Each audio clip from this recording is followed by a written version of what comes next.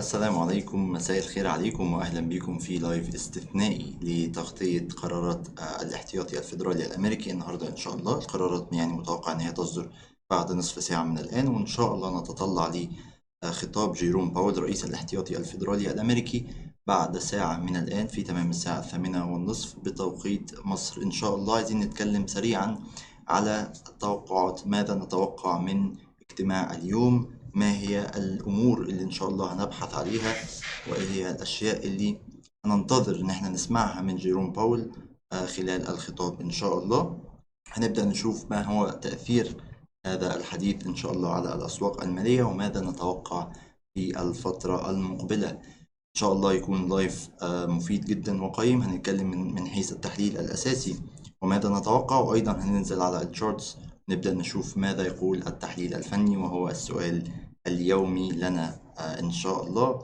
ابقوا معنا.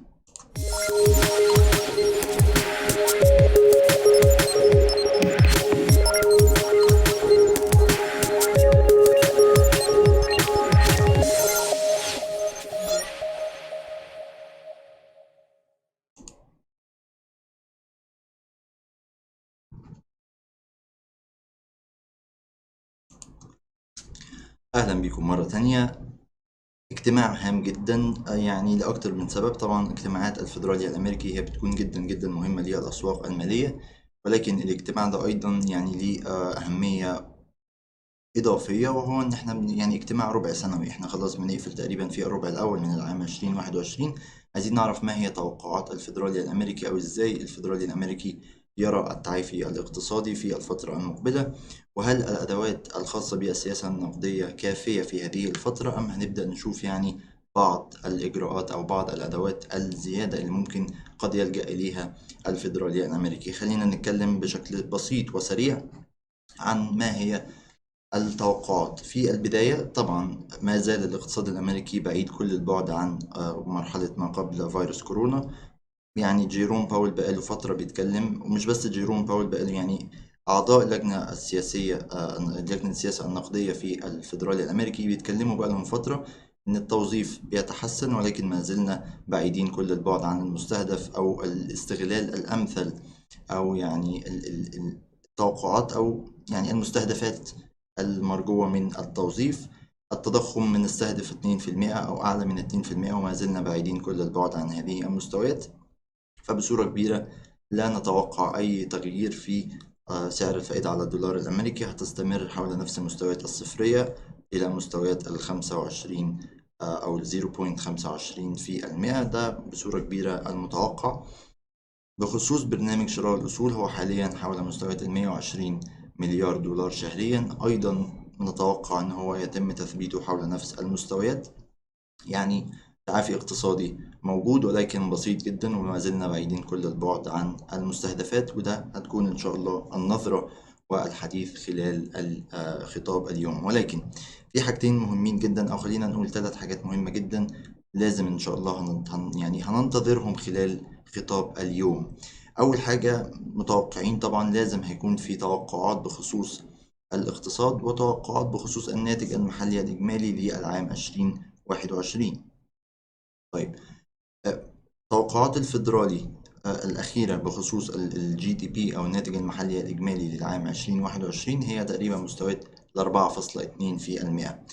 متوقع إن احنا نبدأ نشوف تعديل لهذه النظرة، قد تكون النظرة أكثر إيجابية. طبعا بدأنا نشوف برنامج اللقاح اللي في عمليات تلقيح كبيرة بتحصل في الولايات المتحدة الأمريكية، وده بصورة كبيرة قد يدفع الفيدرالي لتعديل توقعاته للناتج المحلي الإجمالي لأعلى من 4.2%. ولكن الفكرة في الزيادة، هل هتكون زيادة كبيرة أم زيادة متوسطة أم زيادة بسيطة وطفيفة؟ هي دي اللي هتفرق مع الأسواق، لأن كل ما كانت الزيادة أكبر كل ما كان ده توقعات بالتعافي الاقتصادي الأسرع، وده هيكون له تأثيره على الأسواق، وهنتكلم على ده إن شاء الله قريبا وخلال هذا اللايف. طيب، في حاجة مهمة جدا جدا عايزين نتكلم عليها، مش كل الناس بتتابعها، ومش كل الناس متوقعها خلال هذا الخطاب، ولكن لازم نتكلم عليها. وعشان نبدأ نفهم القصة من الأول، خلينا نبدأ واحدة واحدة موضوع يعني مش هنخش في تفاصيل تعقد الموضوع، ولكن يهمني جدا ان حضراتكم تكونوا فاهمين ماذا يحدث في الاسواق المالية. في حاجة اسمها لجنة بازل للرقابة المصرفية، دي لجنة دولية بتراقب على أنشطة البنوك الدولية عشان يعني تكنترول شوية حتة المخاطرة في البنوك. طبعا ده بعد الأزمة المالية العالمية بعد 2009. في معايير معينة لبازل، خصوصا بازل 3 أو بازل 3 اللي تم إصدارها. دي بعض الإجراءات والمعايير اللي بتفرض على البنوك الدولية بعد الأزمة المالية العالمية، عشان نضمن إن لو حصل أزمة أخرى ما نلاقيش الإفلاس الجماعي اللي حصل في الأزمة العالمية اللي فاتت. يعني شفنا إفلاس جماعي للبنوك الكبرى، فمش عايزين ده يتكرر. فبيبقى في بعض الإجراءات. من هذه الإجراءات إن كل البنوك لازم تحتفظ بنسبة معينة من رأس المال مقابل الرفعة المالية. يعني ما يكونش رأس المال البنك بتتكلم مثلا في $1,000,000 أمريكي، ومقابل ده أنت عندك أصول مرجحة بالمخاطر أو أصول خطرة مثلا $100,000,000، وأنت رأس مال البنك نفسه $1,000,000. ده كده 1%. يعني أنت رأس مالك 1% فقط من الأصول الخطرة اللي عندك في البنك. النسبة دي بنتكلم حاليا في 5%. ببساطة وقت فيروس كورونا بدأنا نشوف خطوة يعني جريئة من الفيدرالي الأمريكي، إن هو سمح للبنوك إن هو يتم استبعاد السندات أو سندات الخزانة الأمريكية والإيداعات لدى الفيدرالي الأمريكي من الأصول الخطرة. يعني إيه الكلام ده بدون تعقيد؟ يعني إدى للبنوك فرصة إن هي يتم زيادة رؤوس الأموال لدى البنوك الأمريكية بحوالي $600 مليار. ليه؟ وببساطة عشان يبقى في مساحة أكبر للإقراض للشعب الأمريكي أو للشركات والمؤسسات، عشان نقدر يعني نصرف الأموال الكثيرة اللي قام الفيدرالي بطبيعتها والسياسة التسهيلية وكل هذه الأشياء.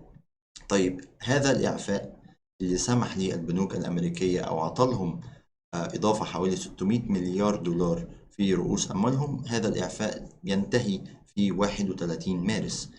طيب هل النهاردة الفيدرالي الأمريكي هيبدأ يتكلم على هذا الإعفاء؟ وارد جدا. هنبدأ نشوف هل فعلا سيسمح الفيدرالي الأمريكي بانتهاء هذا الإعفاء يوم 31 مارس. ساعتها هنبدأ نشوف يعني توقعات إيجابية إن إحنا كان عندنا ظرف طارئ وهو جائحة فيروس كورونا، وتم اتخاذ بعض القرارات الطارئة منها هذا الإعفاء. معنى إن إحنا نشيل هذا الإعفاء حاليا إن إحنا بنقول يعني إن الأمور إيجابية، وده هيبدأ يشوف يعني صعود على السندات الأمريكية وكل هذه الأشياء. وأيضا هنتكلم على السندات لو سمحنا بانتهاء هذه الإعفاء. طيب لو تم تمديد هذا الإعفاء للبنوك الأمريكية لفترة مثلا 6 شهور أو سنة، يبقى تبقى الأمور كما هي عليها. طيب بذكر السندات الأمريكية والعوائد على السندات الأمريكية، ودي تاني نقطة هامة جدا عايزين نتكلم عليها. خلال الفترة المقبلة بدأنا نشوف حديث جيروم باول رئيس الإحتياطي الفيدرالي الأمريكي إن إحنا مش هنقوم بتشديد السياسة النقدية. يعني إيه تشديد السياسة النقدية؟ يعني حضرتك كان عندك أزمة زي أزمة كورونا، فبدأت تعمل سياسة تسهيلية، بدأت تدي قروض، بدأت تتبع أموال، بتحاول إن أنت تقوم الاقتصاد شوية طبعا ضد الأضرار المقابلة لفيروس كورونا. جيروم باول قال احنا لسه بعيدين كل البعد عن الاستخدام الامثل للتوظيف والتضخم وكل هذه الاشياء، ولكن للاسف الاسواق لا تصدق حديث جيروم باول. بدأنا نشوف ارتفاع على عوائد السندات الامريكية وصلت ل1.6% على ال10 سنوات، يعني السندات ل10 سنوات. طيب هل دي حاجة إيجابية؟ إيجابية من ناحية إن الناس بتتوقع تعافي اقتصادي أسرع، فدي حاجة إيجابية. ولكن ارتفاع العوائد على السندات الأمريكية ده معناه ببساطة تكلفة أعلى للإقراض. تكلفة أعلى للإقراض معنى كده إن ده هيكون عائق أمام التعافي الاقتصادي السريع، كأنه زي تجديد للسياسة النقدية ولكن تجديد غير مقصود من الفيدرالي الأمريكي. ودي حاجة جدا جدا مهمة لازم نتابعها إن شاء الله خلال اليوم. ماذا عن جيروم باول وعن الارتفاع على عوائد السندات؟ بالمناسبة هي مش مرتفعة، يعني احنا بنتكلم على مستويات 1.6%، لو نظرنا لآخر ربع قبل جائحة كورونا، كان المتوسط بتاع العشر سنوات، العوائد على السندات الأمريكية لعشر سنوات كانت تقريبا 1.8%.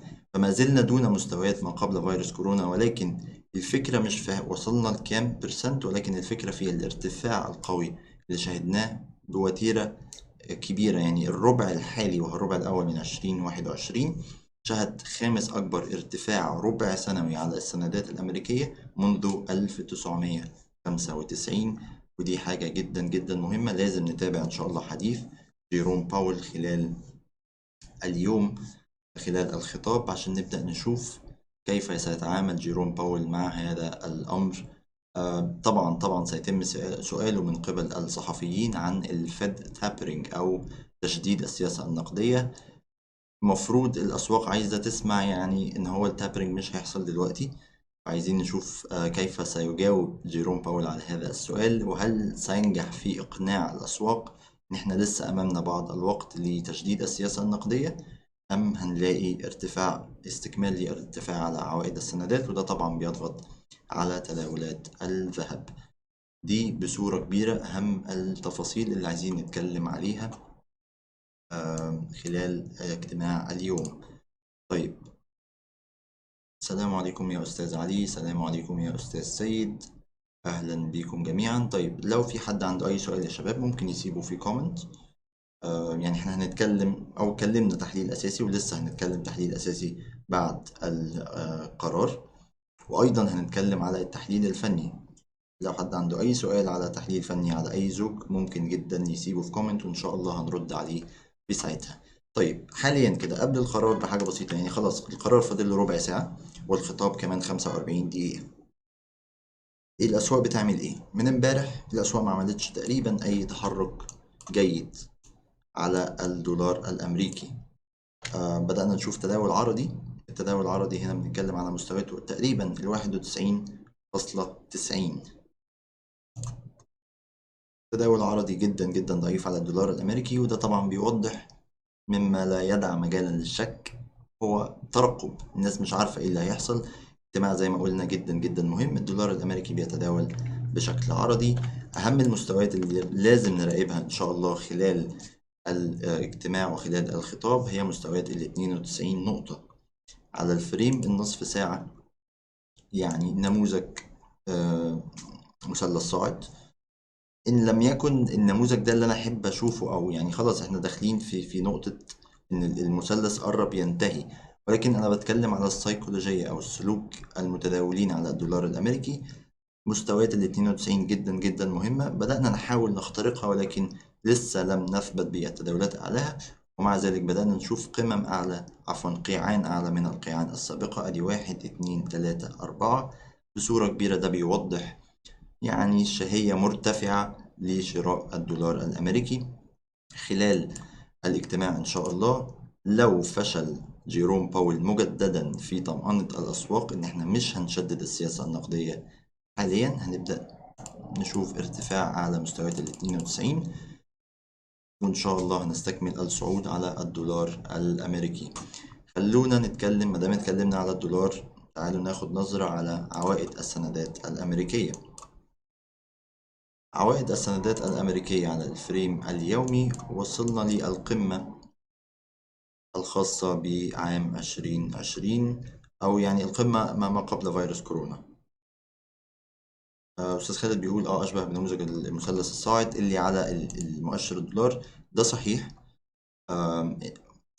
يعني لو مش أحسن نموذج على النصف ساعة، لأن احنا خلاص دي نقطة الأبيكس أو نقطة التقاء الاتجاه الصاعد مع الريزيستنس، فخلاص يعني مش احسن نموذج ممكن اتداول عليه، ولكن كسايكولوجي مظبوط. هو مثلث صاعد، قيعان اعلى من القيعان السابقة، والقمم حول نفس المستويات وهي مستويات ال 92. نرجع تاني للعوائد على السندات. اول ما وصلنا لمستويات ال 1.68 هي مستويات ما قبل فيروس كورونا، وتحديدا قمم شهر فبراير بدأنا نشوف تراجعات على العوائد على السندات الأمريكية. أيضا متوقعين حركة قوية النهاردة خلال الخطاب. يعني لو برضو فشل جيروم باول في طمأنة الأسواق، هنبدأ نلاقي ارتفاع على العوائد ل10 سنوات على السندات الأمريكية، اللي في وجهة نظري قد تصل لمستويات 2%. يعني تقريبا بنتكلم على هذه القمم، 1.97% على 10 سنوات على العوائد للسندات الأمريكية. جدا جدا مهم إن احنا نتابع هذا الأمر إن شاء الله. بالمناسبة يا شباب، احنا إن شاء الله وقت الخطاب هنشغل يعني خطاب جيروم باول الحديث مع شاشة أسعار لحظية عشان نبدأ نشوف ما هي التحركات اللحظية اللي بتحصل مع خطاب جيروم باول. تعالوا نتكلم على الذهب. الذهب على الفريم ال4 ساعات عامل نفس النموذج تقريبا اللي احنا شفناه على الدولار الأمريكي، مثلث صاعد، ولكن ده يعني أكثر يعني منظم أكتر شوية من الدولار الأمريكي، ولكن في نفس الوقت لسه بنتكلم على قيعان أعلى من القيعان السابقة وقمم حول مستويات 1740 دولار تقريبا يعني. ولكن لا نتوقع أبدا إن احنا يتم اختراق الذهب لأعلى واختراق الدولار لأعلى. يعني ما ينفعش إن احنا نقول نتوقع اختراق 1740 على الذهب واختراق 92 على الدولار، لأن هما المفروض يعني عكس بعض، الحركة هتكون عكس بعض. فلازم خلال الخطاب واحد فيهم هيفيل، أو يعني هي الباترن أو النموذج ده هيفيل إن هو يصل للمستهدف بتاعه. والأقرب بالنسبة لي هو الذهب، يعني الذهب بالنسبة لي هو الأقرب للهبوط. البرايس أكشن عموما على الذهب مش برايس أكشن صعودي، يعني أنا حاسس إن هو أقرب للهبوط، وده إن شاء الله قد نراه يعني خلال الخطاب. يعني السلبية على الدولار، عفوا إيجابية على الدولار الأمريكي تدفعنا للمزيد من السلبية على الذهب لمستويات القيعان 1680 دولار تقريبا. أستاذ محمد سمير بيقول الأسواق جميعها تترقب الاجتماع. مظبوط، يعني احنا حتى على الذهب خلال يوم أمس تداول جدا جدا ضيق، بنتكلم في حول مستويات تقريبا ايكوليبريم بوينت أو مستويات سعرية. المنتصف بتاع التداولات كان تقريبا 1730، نتداول أسفلها بشوية نطلع أعلاها شوية، ولكن تداول عرضي جدا جدا ضعيف على الذهب. خلاص فاضل لنا يعني 10 دقايق للقرار. مش هنتوقع يعني حركة قوية خلال القرار، لأنه زي ما قلنا بنتوقع تثبيت الفائدة، ولكن المهم جدا هو خطاب جيروم باول في تمام الساعة 8:30 إن شاء الله. ده بخصوص يعني نظرة سريعة على الدولار وعلى الذهب خلال أو يعني على الشارت والرسوم البيانية. تعالوا ناخد نظرة على الداو جونز. أيضا نفس الفكرة، داو جونز على الأربع ساعات تحرك جدا جدا ضعيف، بنتكلم أيضا على إيكوليبريم بوينت تقريبا 31900، عفوا 32900 عفوا. هي هذه المستويات على فريم النصف ساعة. لو مسحنا الدعوم أيضا نفس الشكل تقريبا اللي على الذهب، تداول عرضي ضعيف، مفيش قوة بيعية إن احنا نعمل قيعان جديدة ومفيش قمم جديدة. تداول عرضي أيضا ترقب كبير للأخبار والخطاب إن شاء الله. ده بالنسبة للداو جونز. فاضل 8 دقايق، لو حد عنده سؤال سريعا ناخد نظرة على التحليل الفني.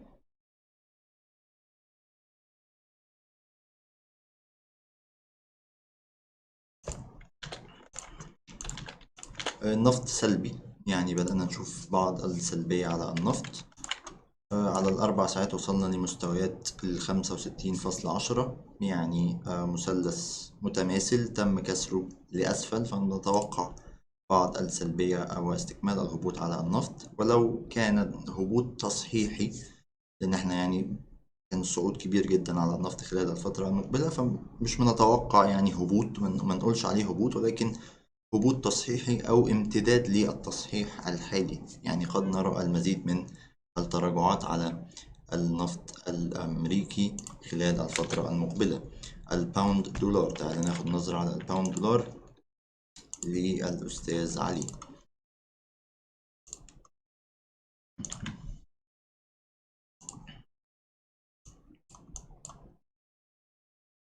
يعني فنيا الباوند دولار مفروض بينتظر بعض الإيجابية على الفريم اليومي، يعني اتجاه صاعد. بدأنا نشوف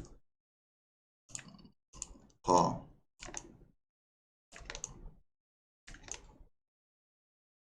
وصلنا لمستويات جدا جدا مهمة على الاسترليني مقابل الدولار الأمريكي على فريم الأربع ساعات تداول عرضي يعني. ولكن في وجهة نظري الشخصية ده ترند أنا مش هدخل عليه دلوقتي. يعني المفروض التحليل الفني بيقولك ده ترند is your friend، أنت داخل على اتجاه صاعد قوي. نتكلم على مستويات يعني من سبتمبر 2020 صعدنا حوالي 1450 نقطة على الجنيه الاسترليني، صعود قوي. ولكن المستوى ده كنا اتكلمنا عليه للناس اللي بتتابع لايف الجلسة الأوروبية كل يوم صباحا على الفريم الأسبوعي. دي مستويات مقاومة جدا جدا مهمة. بدأنا نشوف انعكاس من هذه المستويات في إبريل 2018، ما رجعناش تاني لنفس المستويات غير في 22 فبراير تقريبا، أو في هذا الأسبوع. لو شفنا الشموع شمعة انعكاسية جدا جدا قوية. فالهبوط اللي بنتوقعه من المقاومة على الفريم الأسبوعي أقوى بالنسبة لي من اتجاه صاعد على الفريم اليومي. ده طبعا دي نظرة فنية ونظرة. يعني لو اتكلمنا على الجنيه الاسترليني، فالجنيه الاسترليني عليه بعض المشاكل من حيث التحليل الأساسي. بدأنا نشوف خلافات بين الاتحاد الأوروبي والجنيه الاسترليني، ده هيضغط على تداولات الجنيه الاسترليني. لو بدأنا نشوف صعود على الدولار الأمريكي بعد خطاب اليوم، ده أيضا هيكون كاتاليست أو يعني عامل إضافي للضغط على الجنيه الاسترليني. فردا على سؤال الأستاذ علي، الجنيه الاسترليني حاليا في اتجاه عرضي.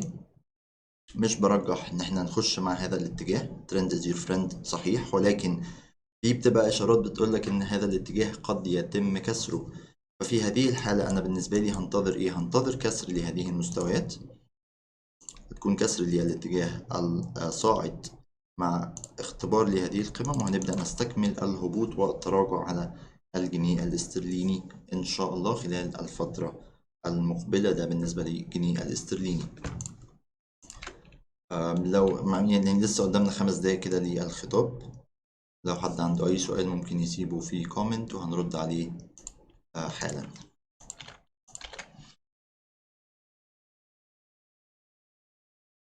خلينا نشوف كده، يعني نقوم بتحضير الأخبار. خلاص يعني 3 دقايق تقريبا أو 4 دقايق. تاني نتكلم ونقول مش بنتوقع حركة على الأسواق خلال القرار. يعني القرار هيطلع كمان 3 دقايق. ما هو القرار؟ القرار بنسبة 99.9% تثبيت أسعار الفائدة حول نفس المستويات الصفرية ما بين 0% و0.25، أو يعني 25 نقطة أساس. ده متوقع ويعني مسعر كده كده في الأسواق، فمحدش يتوقع حركة كبيرة على الأسواق خلال القرار. ولكن المهم جدا هو الخطاب إن شاء الله اللي هيكون كمان نصف ساعة على وهو خطاب جيروم باول رئيس الاحتياطي الفيدرالي الأمريكي إن شاء الله.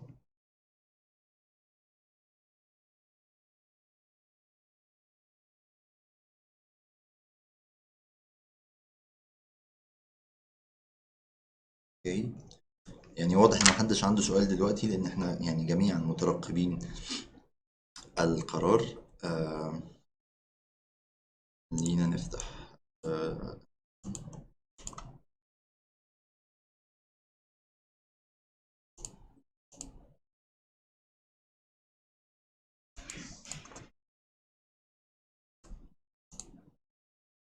دقيقتين يا شباب ان شاء الله، وهيكون القرار بخصوص اسعار الفائدة على الدولار الامريكي قد صدر، وده هام جدا جدا جدا.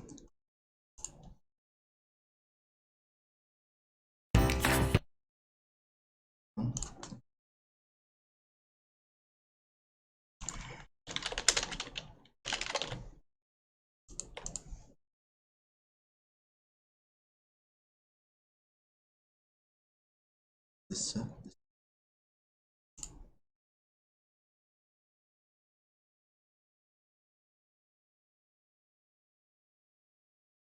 السيد بيسأل على علاقة الأسترالي باليورو. يعني مفيش علاقة قوية ما بينهم. لو جبنا اليورو أسترالي هنلاقي التحركات بتكون قوية. يعني الأسترالي نوعا ما عملة مخاطرة، أو مش نوعا ما، هو عملة مخاطرة، يعني مصنفة رقم واحد من عملات المخاطرة، إن هو عملة مرتبطة بالسلع. اليورو ممكن نقول إن هو عملة محايدة شوية في حتة المخاطرة، زي الباوند الاسترليني. صحيح في اتفاقات تجارية كبيرة ما بين اليورو ما بين الاتحاد الأوروبي وأستراليا، ولكن مفيش علاقة ما بينهم بشكل كبير، ولكن هتلاقي تحركات كبيرة نظرا لأن الأسترالي عملة مخاطرة، وجدا جدا بحب أتابع الأسترالي. ده ردا على سؤال الأستاذ سيد سريعا عشان نبدأ نشوف القرار. فاضل دقيقة واحدة إن شاء الله.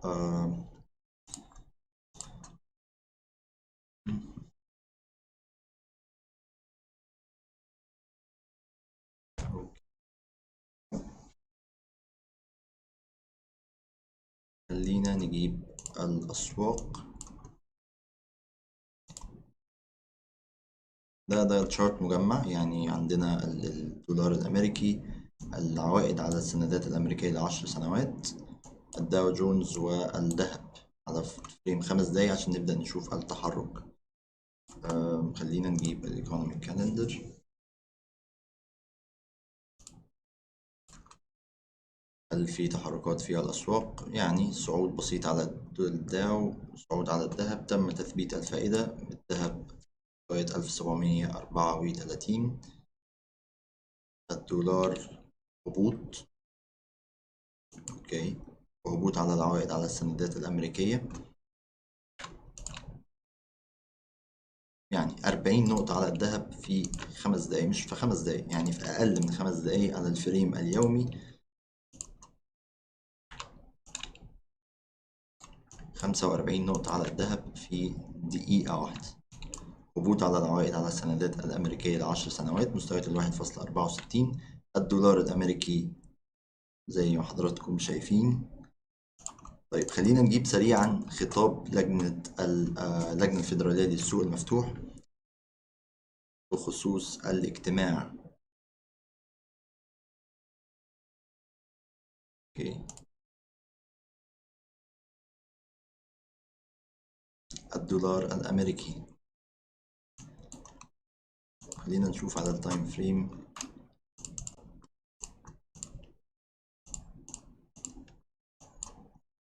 يعني التحرك للمثلث اللي اتكلمنا عليه، خلاص بدأنا نشوف كسر لهذه المستويات. الدولار الأمريكي يهبط لمستويات 91.73 72. أوكي، في حاجة واضح يا شباب. لازم نجيب الخطاب سريعا للجنة اللجنة الفيدرالية.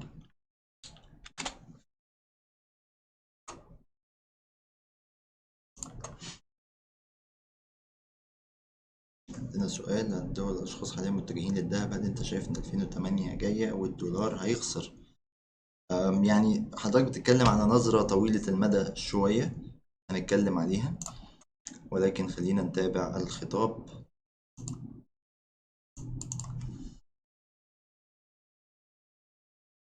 الأسواق، طيب تعالوا نرجع كده للأسواق. الدولار الأمريكي 91.68، شمعة قوية جدا على ال5 دقايق. الذهب صعود لمستويات 1738. الداو جونز قمم تاريخية جديدة، وصلنا لمستويات 33,000 نقطة. والعوائد على السندات الأمريكية في هبوط واضح. طيب هل معنى كده ان احنا خلاص اخدنا اتجاه جديد للاسواق في الفترة المقبلة؟ خلاص الذهب هبوط صعود الدولار هبوط، كل هذه الاشياء؟ لا تماما. يعني اول رياكشن للاسواق مع الاخبار، ده مش معنى كده ان ده الاتجاه الجديد. يعني مش اول ما تلاقي هبوط على الدولار فتخش تبيع الدولار الامريكي. الرياكشن المبدئي للاسواق سيبه ياخد وقته. ولما الأمور تهدى والخطاب يخلص ونبدأ نشوف يعني إن الأوضاع استقرت، نبدأ نشوف ما هي الاتجاهات الجديدة. ولكن أول رياكشن في أول نصف ساعة بعد الأخبار، you can expect أي حاجة، وده لأي حاجة اللي احنا شايفينه حاليا. وهو هبوط الدولار 91.63.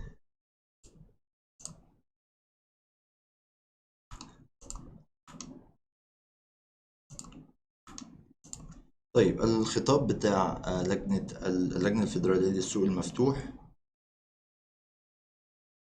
لا جديد.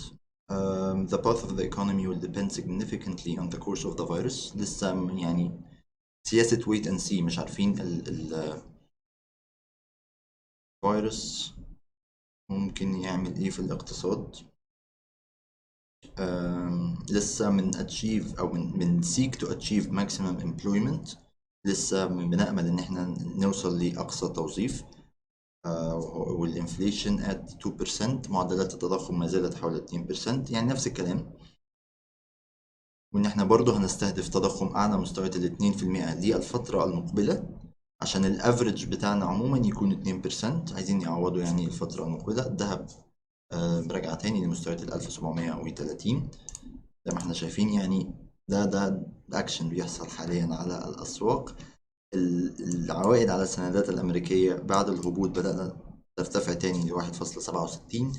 ده اللي أنا بتكلم عليه، ده اللي أنا قلته لحضراتكم من يعني دقيقتين بالظبط. أول رياكشن ليها الأسواق، سيب الأسواق تاخد وقت عشان نبدأ نحدد ماذا سيحدث. طيب، هل في أي مفاجأة فيها الخطاب؟ The committee will aim to achieve inflation moderately. أوكي.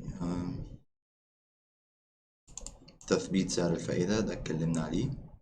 لحد يعني بيقولوا إن احنا هنفضل حول نفس المستويات لحد ما نوصل للماكسيمم امبلويمنت أو أقصى معدلات التوظيف، ولما التضخم يكون حول 2%. وبرنامج شراء الأصول تم تثبيته حول مستويات 120 مليار دولار تقريبا. يعني مفيش أي مفاجأة خالص في الخطاب. We will continue to monitor the implications of incoming information، اللي هي سياسة wait and see. هنبدأ نراقب ايه هي البيانات الجديدة والبيانات الاقتصادية، وإن احنا مستعدين تماما إن احنا نتخذ أي إجراءات قد نراها مناسبة. وعندنا الأدوات بتاعة السياسة النقدية، يعني نفس الكلام تماما اللي اتكلمنا عليه من ربع ساعة قبل الخطاب. لا جديد. الأكشن أو التحركات اللي بتحصل حاليا على الأسواق يعني ممكن تكون اوفر رياكشن شوية، يعني ما توقعناش الحركة القوية. ولكن ما زالت برضو في أول 5 دقايق بعد الخبر. هننتظر الخطاب إن شاء الله. خلينا نبدأ نحضر لحضراتكم الخطاب اللي هنعرضه لايف مع شاشة الأسعار.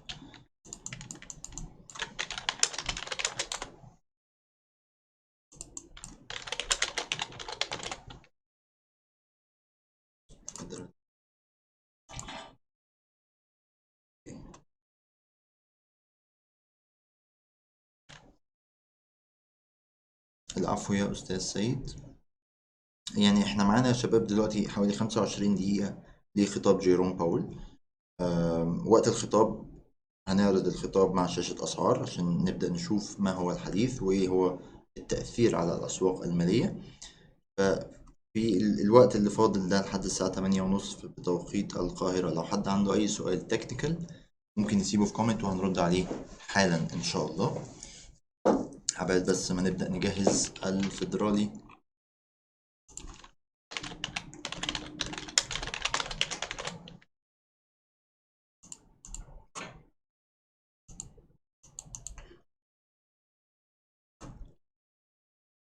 اوكي. طيب،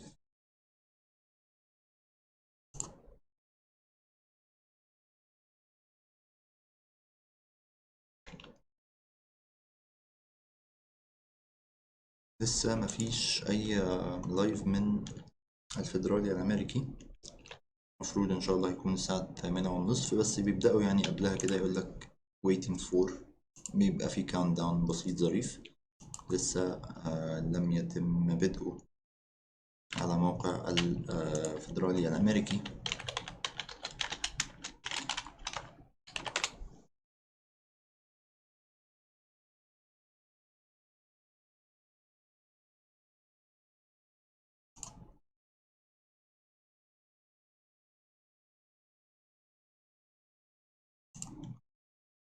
طيب خلينا نتكلم كده مؤقتا على التحليل الفني. يعني الذهب صعد حاليا حوالي 70 نقطة، 7 دولار على الذهب في 10 دقايق. في أحيان كتير العملات الرئيسية تهبط معا أو ترتفع معا. إيه السبب؟ السبب هيكون الدولار الأمريكي، لأن العملات الرئيسية لو بتتكلم على اليورو أو الباوند. خلينا نشوف كده عملات اليورو، الباوند. يعني في عندك تلات، والأسترالي والنيوزيلندي. دول لو الدولار قوي أو الدولار ضعيف طبعا هيأثر فيهم. الدولار ين، الدولار كندي، الدولار فرنك. هي العملات الرئيسية كلها تقريبا مربوطة بالدولار الأمريكي. ده سبب كافي إن أنت تشوف تحركات شبه يعني متشابهة بصورة كبيرة على العملات الرئيسية، ولكن مش في كل الأوقات لما يكون الدولار الأمريكي قوي بزيادة. يعني أنت عندك حاليا تحرك زي الهبوط ده على الدولار الأمريكي، بتتكلم في هبوط من 91.95 ل 91.65 تقريبا. هتلاقي عكس الحركة تماما على اليورو، ده اللي أنا بتكلم عليه، عكس الحركة تماما على اليورو دولار. طيب لو لقيت الدولار ين هتلاقي نفس التحرك تقريبا، هبوط. الدولار كندي هبوط أكبر، وهكذا. فهي العملات الرئيسية طبعا بتبقى مربوطة بتحركات الدولار الأمريكي دي بصورة رئيسية. السبب في إن التحركات بتكون مرتبطة ببعضها البعض. طيب تعال نشوف الأسترالي، عملات المخاطرة. يعني بدأنا نشوف طبعا الأسترالي قوي. تعال نشوف أزواج الأسترالي عموما. إيه شهية المخاطرة حاليا في الأسواق؟ الأسترالي بيرتفع جدا مقابل الين. يعني الارتفاع مش قوي مقابل الدولار الكندي، لأن الدولار الكندي بصورة برضو كبيرة عملة بتعتبر من عملات المخاطرة، لأن هي مرتبطة بالنفط. هتلاقي الصعود على الأستراليين عملة مخاطرة مقابل عملة ملاذ آمن أكبر بكتير من الأسترالي كندي. وهتلاقي الأسترالي فرنك برضو صعيد قوي جدا أهو. الفرنك برضو عملة ملاذ آمن. أسترالي نيوزيلندي هتلاقي تحرك مش كبير، ان الاسترالي عملة مخاطرة مقابل النيوزيلندي عملة مخاطرة. نيوزيلندي ين هتلاقي تحرك كبير جدا جدا، يعني صعود حوالي 40 نقطة في نصف ساعة. ده جدا جدا ممتاز. لا مش نصف ساعة تقريبا، يعني في ربع ساعة كمان. 40 نقطة على النيوزيلندي، هتلاقي نفس التحرك على النيوزيلندي فرانك تقريبا، ولكن مش قوي على النيوزيلندي كندي. يعني واضح ان في شهية مخاطرة مرتفعة حاليا. العملات المخاطرة جدا كويسة. الدولار 91.65. طيب خلينا نرجع للنظرة العامة. العوائد على السندات ما عملتش حاجة تقريبا، يعني احنا تقريبا بنتداول حول نفس المستويات قبل الخبر، 1.66. الدولار أو الذهب عفوا بيستكمل الصعود، 1740. الداو جونز قمم تاريخية جديدة بتتحقق حاليا، 33,070 نقطة. نرجع ونشوف الفيدرالي.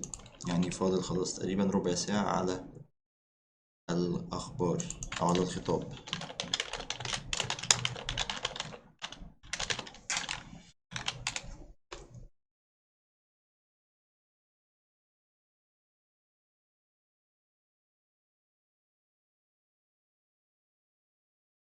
فيدرال ريزيرف، أوكي. لا جديد لسه. طيب تعالوا نشوف على الويب سايت.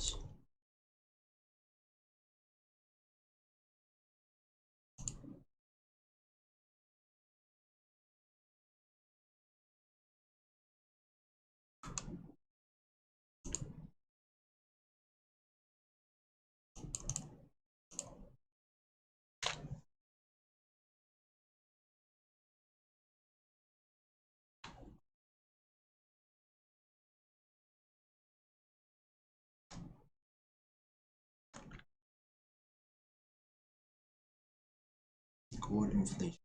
تمام، هما نزلوا الملف بتاع التوقعات الاقتصادية للعام 2021.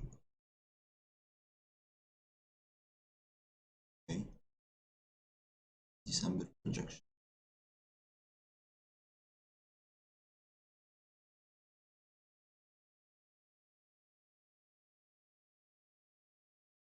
هل الصعود السريع للعملة يتبعه هبوط بنفس النسبة؟ مش شرط، لأن أنت لو عندك كل تحرك سريع يبقى هبوط بنفس النسبة، يبقى السوق هيتحرك في تحرك عرضي لا أكثر ولا أقل. يعني صعود قوي يتبعه هبوط قوي، يبقى لازم صعود قوي بنفس النسبة. لو أنا فاهم سؤال حضرتك صح، ولكن لا مش شرط، ممكن تلاقي صعود قوي في اتجاه معين، أو صعود أو هبوط تحرك قوي عموما، يكون مثلا اخترقنا مستويات مقاومة مهمة وبدأنا اتجاه جديد، أو العكس هبوط قوي نكون كسرنا مستويات دعم هامة على مثلا فريم يومي أو فريم أسبوعي ونستكمل هبوط. التحركات القوية عامة أو بصورة أكبر بتكون بداية لاتجاهات جديدة، خصوصا لو اخترقنا أو تخطينا مستويات هامة. ده تحليل فني يعني بحت. التحركات القوية لو اخترقت مستويات هامة يبقى اتجاه جديد في الحركة الجديدة، أو في الاتجاه الجديد. تقصد وقت الخبر؟ لا مش شرط، برضو مش شرط، ممكن تلاقي حركة قوية وقت خبر ونبدأ. عادة اللي بيحصل عادة، يعني ده بصورة كبيرة، إن أنت بتلاقي تراجع بنسبة 50%. ده عادة اللي بيحصل، يعني حركة قوية زي دي، يعني لو بدأنا ناخد الشمعة دي من أولها لآخرها يعني صعود. تمام، المتوقع إن أنت بدأت تشوف تراجع، قد نستهدف مستويات 50% فايبوناتشي تراجع. ده وارد، ده بيحصل. يعني لو اتكلمنا مثلا في ضمن 10 أخبار، ده ممكن يحصل 6 7 مرات من ال10 أخبار. إن أنت بعد الصعود القوي أو التحرك القوي ده لازم تراجع، تلاقي هبوط تاني على الأقل 50%، ثم نواصل الصعود. ده طبعا مش استراتيجية، ما فيش حد تيست الكلام ده، ما فيش إحصائيات، ولكن دي بقول لحضرتك عامة ده اللي لاحظت إن هو بيحصل وقت الأخبار. 50% فايبوناتشي بتكون جدا جدا مهمة. الدولار الأمريكي لسه بيواصل النزيف، 91.60، لسه بنستكمل الهبوط. عايزين نحضر الاجتماع بريس ريليز. اوكي،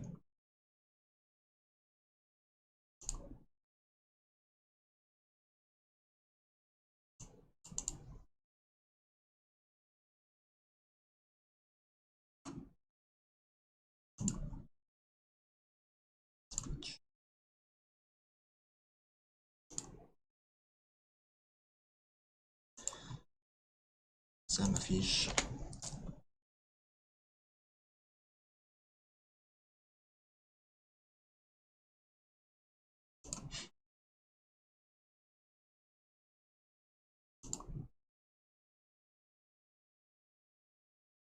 اوكي،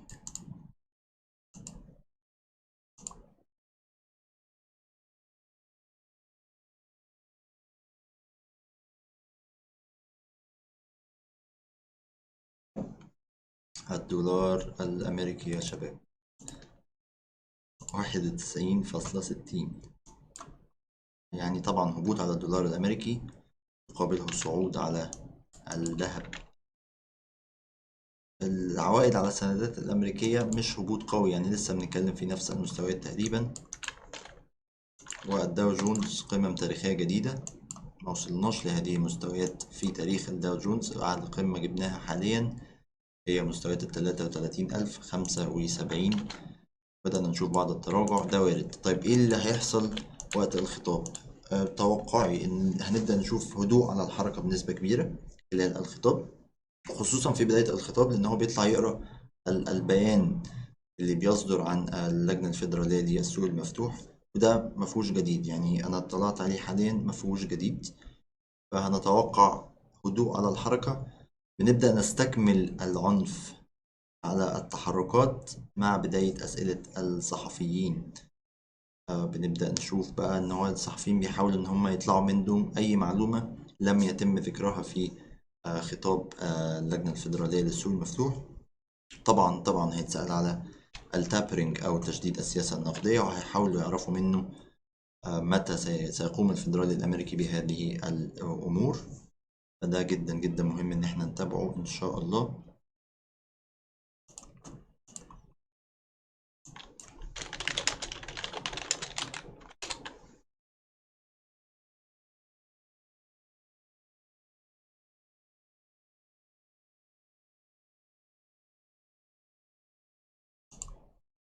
خلينا نجيب الخطاب.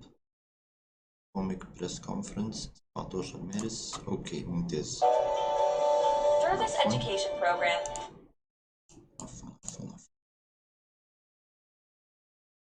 طيب ان شاء الله 10 دقايق بالظبط وهترككم مع الخطاب.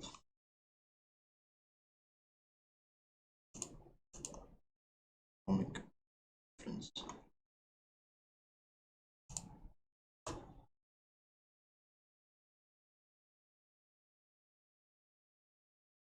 كونفرنس.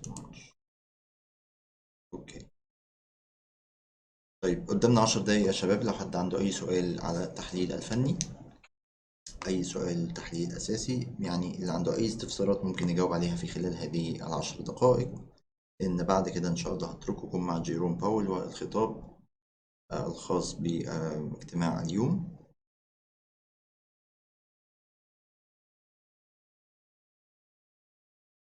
خلينا نجيب الفيدرالي. اوكي فيدرالي افوميك.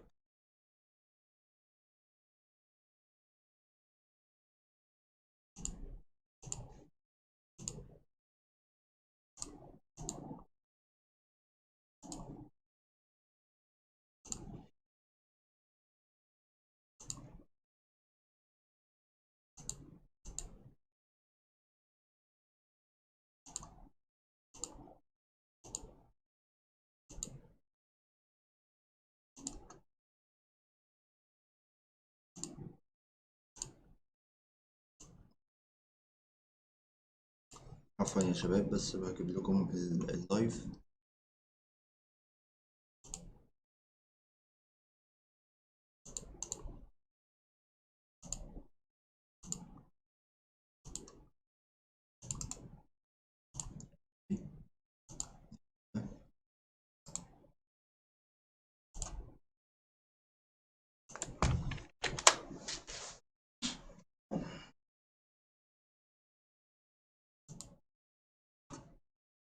هما يعني شيء غريب ان هما مشغلين اعلانات.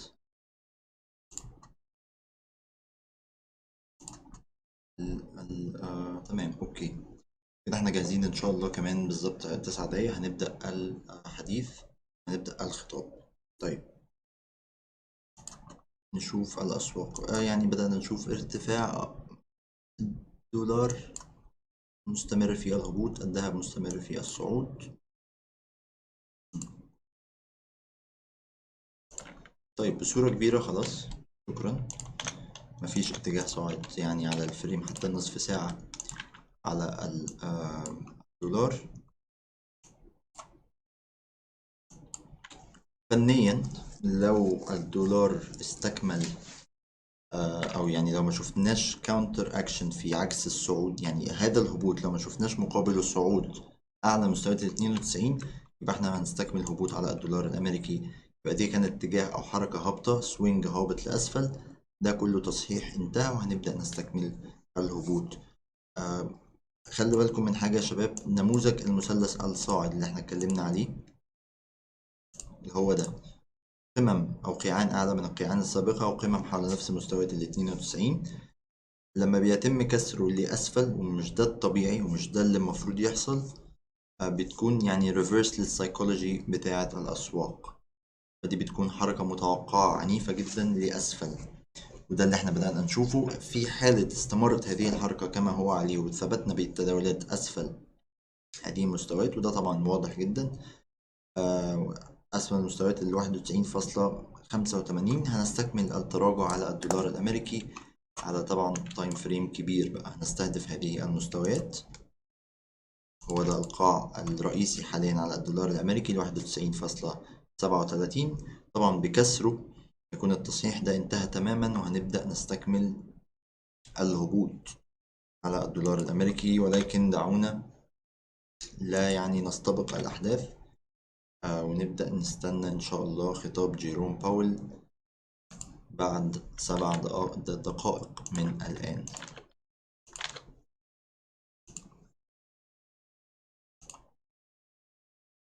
أوكي.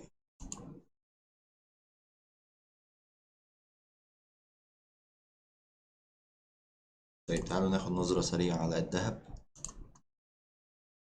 على تايم فريم كبير.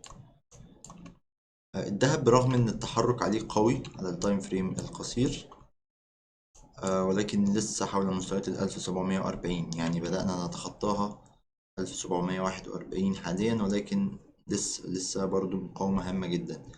السيد بيقول ممكن سؤال، ممكن سؤال، اسأل على طول يا عزيزي، عشان بيبقى في وقت ديلي ما بين الناس اللي بتكتب كومنت والكومنت لما بيجيلي. فممكن تسيب الكومنت او السؤال على طول، وان شاء الله هقوم بالرد عليه. افضل فريم للتحليل والتداول، سؤال مهم جدا جدا جدا، ولكن صدقني دي ترجع على حضرتك، لان انت تايم فريم مثلا ال5 دقايق مثلا ممتاز، انت بتخش الصفقة 5 دقايق، ممكن بقى على فريم ال5 دقايق ممكن الصفقة تقعد معاك نص ساعة أو ساعة تجيب التارجت بتاعك، أو بعد الشر تضرب ستوب لوس أو حد وقف الخسائر سريع. أنا تفضيلي الشخصي أنا بحب أشتغل على التايم فريم الصغير، لأن أنا ما بحبش مثلا أسيب صفقات معايا مدة طويلة، إن أنا أفضل طول اليوم متابع. لا، طول ما أنا قاعد قدام الشاشة بحب الشغل ده، بحب الصفقات السريعة. ولكن برضو مفيش حاجة بتيجي بدون مفيش، يعني nothing comes without a price زي ما بيقولوا. المقابل بتاعها ايه؟ المقابل بتاعها ان التحليل على التايم فريم القصير بيكون يعني مش صعب، ولكن محتاج تركيز 150%، مش زي التحليل مثلا على تايم فريم يومي او اسبوعي. يعني احنا مثلا على الباوند دولار كنا محللينه على الفريم الاسبوعي ده من التحليل الجلسة الصباحية على الأسبوعي، قلنا ده ببساطة مستوى مقاومة هام. السعر وصل لمستويات المقاومة، وانس إن احنا لمسنا مستويات المقاومة هبطنا حوالي 450 نقطة، ما عملناش أي حاجة، مجرد تحليل فني ألف ب مقاومة ودعوم.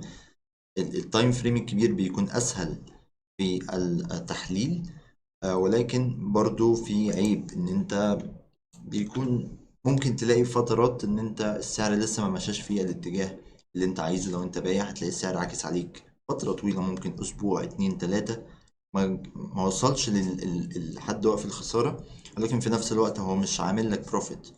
دي حاجة أنا ما بحبهاش. في ناس تانية بالنسبة لها ده طبيعي، أو ده عادي بالنسبة له إن هو يفتح الشارت كل أسبوع يبص على الأسواق ياخد تريدز وخلاص وينسى الموضوع. هل لازم أتابع الفريم الكبير ولا فريم المتاجرة فقط؟ بتختار 3 فريمات، بتتريد على الفريم اللي في النص. يعني مثلا لو اتكلمنا على فريم 5 دقايق، قول مثلا والنص ساعة والأربع ساعات مثلا. الأربع ساعات بيديلك حركة عامة، لأن أنت ساعات ممكن ما تبقاش فاهم النص ساعة بيعمل إيه، فتطلع على الأربع ساعات تشوف الدنيا ماشية إزاي، هل أنا في اتجاه ولا في تصحيح، الحركة الحالية إيه يعني. ده بيبقى الفريم الكبير، كأنك ماسك زي ما بيقولوا عدسة مكبرة، بتبدأ تشوف ال4 ساعات، فهمت الحركة ماشي، انزل على النص ساعة، فهمت الحركة النص ساعة ده لو الفريم اللي انت بتتاجر عليه، او زي ما انت مسميه فريم المتاجرة، خلاص. في ناس لا، تبدأ تدخل على الفريم الأصغر ال5 دقايق عشان تجيب تفاصيل التفاصيل، وتبدأ تشوف البرايس أكشن، وتبدأ تشوف القيمة والقيعان على ال5 دقايق. ولكن بالنسبة لي رأيي الشخصي فريمين كفاية جدا، ويعني ده شخصيا أنا بعمله، أنا مش بتابع أكتر من فريمين، 4 ساعات ونص ساعة. يعني الحركة دي زي ما احنا شايفين مثلا على الباوند دولار 4 ساعات حركة عرضية، تبدأ تشوف داخل الحركة العرضية دي على ال4 ساعات في اتجاه هابط، تحاول تصطاد قمم موقعين وكل هذه الأشياء، مش أكتر من كده. الفريم الأسبوعي أو الفريم اليومي ببص عليهم مرة واحدة في الأسبوع، وهو يعني قبل حتى افتتاح الأسواق، عشان ألقط حاجة زي كده. مقاومة هامة جدا زي ما اتكلمنا عليها على الباوند دولار. في مثلا الباوند كندي، ده ممتاز على الباوند كندي على فريم كبير. دي أيضا اتكلمنا عليها في لايف الجلسة الأوروبية. حركة عرضية، قمم في نفس المستويات وقيعان في نفس المستويات. أول ما وصلنا لهذه المستويات وهي مستويات المقاومة، خلاص أنت بتفكر في البيع، ما تفكرش في شراء، وهكذا. فالفريم الكبير بالنسبة لي مرة فقط في الأسبوع، لم يكن مرة مثلا كل أسبوعين. ولكن الشغل اليومي بتابع الأربع ساعات والنص ساعة، مش شايف لازم إن أنا أبص على فريمات أكتر من كده. يعني كفاية فريمين. فكرة إن أنت تخش على الشهري ثم الأسبوعي ثم اليومي ثم الساعة 4 ساعات، ده كده مالتي تايم فريم أناليسيز في أسوأ صورة ممكن تعملها. كفاية فقط 2 تايم فريم، جدا جدا كافيين. ولكن نراعي حتة إن أنت ما تخشش في 2 تايم فريم قريبين من بعض. يعني ما تخشش على نص ساعة والساعة قريبين جدا من بعض، أو ال5 دقايق وربع ساعة. حاول تخليهم في فرق يعني شوية ما بينهم، اللي بيها التايم فريم الكبير يديلك نظرة عامة عن التحركات اللي بتحصل على التايم فريم الأصغر. طيب تعالوا نشوف، خلاص فاضل دقيقة.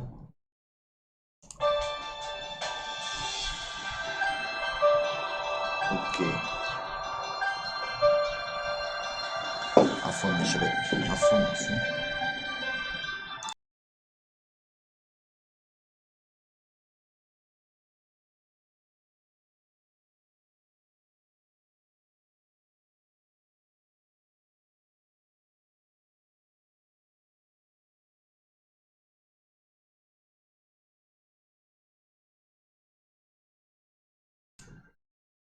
خلاص فاضل حاجة بسيطة جدا، يعني المفروض بدأ دلوقتي. خلينا نجيب الشارتس العامة. مؤشر الدولار، العائد على السندات الأمريكية 10 سنوات، داو جونز والذهب. وأترككم مع خطاب جيروم باول. I would like to start by noting that it has been a full year since the pandemic arrived with force on our shores. Looking back, it was clear that addressing a fast-moving global pandemic would be plainly and primarily the realm of healthcare providers and experts. And we are grateful to them and to all the essential workers for their service and sacrifice. The danger to the U.S. economy was also clear. Congress provided by far the fastest and largest response to any post-war economic downturn, offering fiscal support for households, businesses, healthcare providers, and state and local governments. Here at the Federal Reserve, we rapidly deployed our full range of tools to provide relief and stability, to ensure that the recovery will be as strong as possible, and to limit lasting damage to the economy. We are strongly committed to achieving the monetary policy goals that Congress has given us: maximum employment and price stability. The economic fallout has been real and widespread. But with the benefit of perspective, we can say that some of the very worst economic outcomes have been avoided by swift and forceful action from Congress, from across government, and in cities and towns across the country. More people held on to their jobs, more businesses kept their doors open, and more incomes were saved as a result of these swift and forceful policy actions. And while we welcome these positive developments, no one should be complacent. At the Fed, we will continue to provide the economy the support that it needs for as long as it takes. Today, the FOMC kept interest rates near zero and maintained our sizable asset purchases. These measures, along with our strong guidance on interest rates and on our balance sheet, will ensure that monetary policy will continue to deliver powerful support to the economy until the recovery is complete. The path of the economy continues to depend significantly on the course of the virus and the measures undertaken to control its spread. Since January, the number of new cases, hospitalizations, and deaths has fallen, and ongoing vaccinations offer hope for a return to more normal conditions later this year. In the meantime, continued observance of social distancing measures and wearing masks will help us reach that goal as soon as possible. The economic recovery remains uneven and far from complete, and the path ahead remains uncertain. Following the moderation in the pace of the recovery that began toward the end of last year, indicators of economic activity and employment have turned up recently, although the sectors of the economy most adversely affected by the resurgence of the virus and by greater social distancing remain weak. Household spending on goods has risen notably so far this year. In contrast, household spending on services remains low, especially in services that typically require people to gather closely, including travel and hospitality. The housing sector has more than fully recovered from the downturn, while business investment and manufacturing production have also picked up.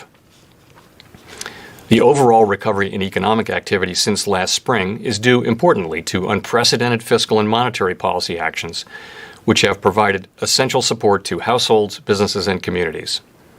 The recovery has progressed more quickly than generally expected, and forecasts from FOMC participants for economic growth this year have been revised up notably since our December summary of economic projections.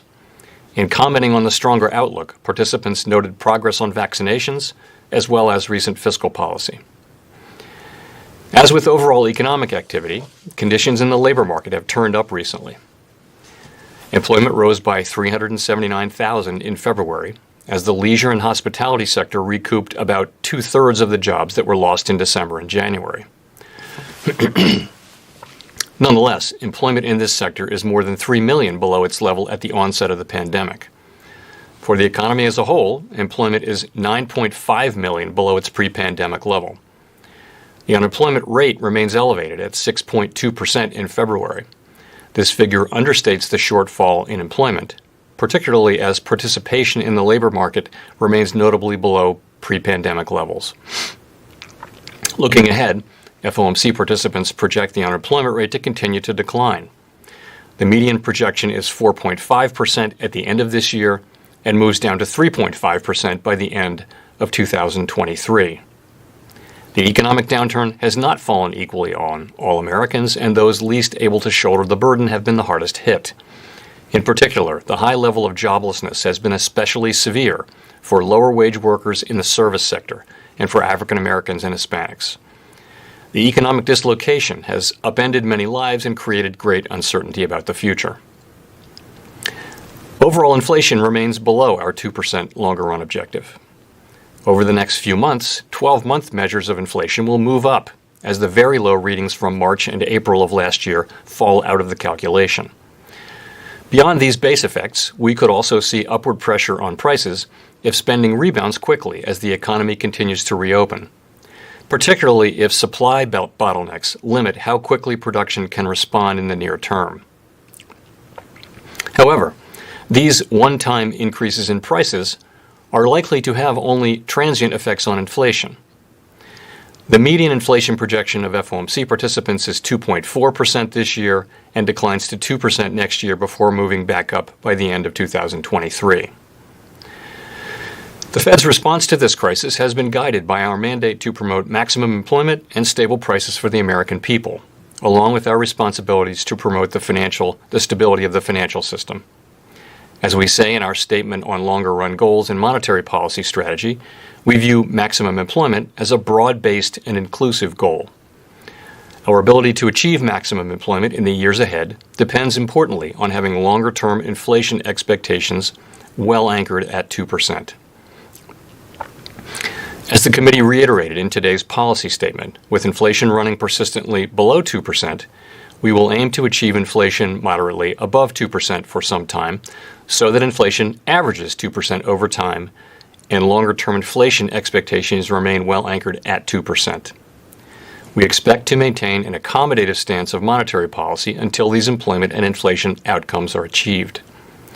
With regard to interest rates, we continue to expect it will be appropriate to maintain the current 0 to 1/4% target range for the federal funds rate until labor market conditions have reached levels consistent with the committee's assessment of maximum employment, and inflation has risen to 2% and is on track to moderately exceed 2% for some time. I would note that a transitory rise in inflation above 2%, as seems likely to occur this year, would not meet this standard. In addition, we will continue to increase our holdings of Treasury securities by at least $80 billion per month and of agency mortgage-backed securities by at least $40 billion per month, until substantial further progress has been made toward our maximum employment and price stability goals. The increase in our balance sheet since last March has materially eased financial conditions and is providing substantial support to the economy. The economy is a long way from our employment and inflation goals, and it is likely to take some time for substantial further progress to be achieved. Our forward guidance for the federal funds rate, along with our balance sheet guidance, will ensure that the stance of monetary policy remains highly accommodative as the recovery progresses. Our guidance is outcome-based and ties the path of the federal funds rate and the balance sheet to progress toward reaching our employment and inflation goals. Overall, our interest rate and balance sheet tools are providing powerful support to the economy and will continue to do so. To conclude, we understand that our actions affect communities, families, and businesses across the country. Everything we do is in service to our public mission. We are committed to using our full range of tools to support the economy and to help assure that the recovery from this difficult period will be as robust as possible. Thank you. I look forward to your questions.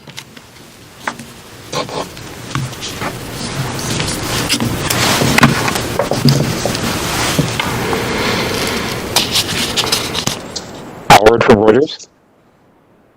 Hi, Chair Powell, and thanks for that. So could you talk us through how the forecasts for 2021 map into the substantial further progress definition? 2.4% inflation, I understand that's considered transitory.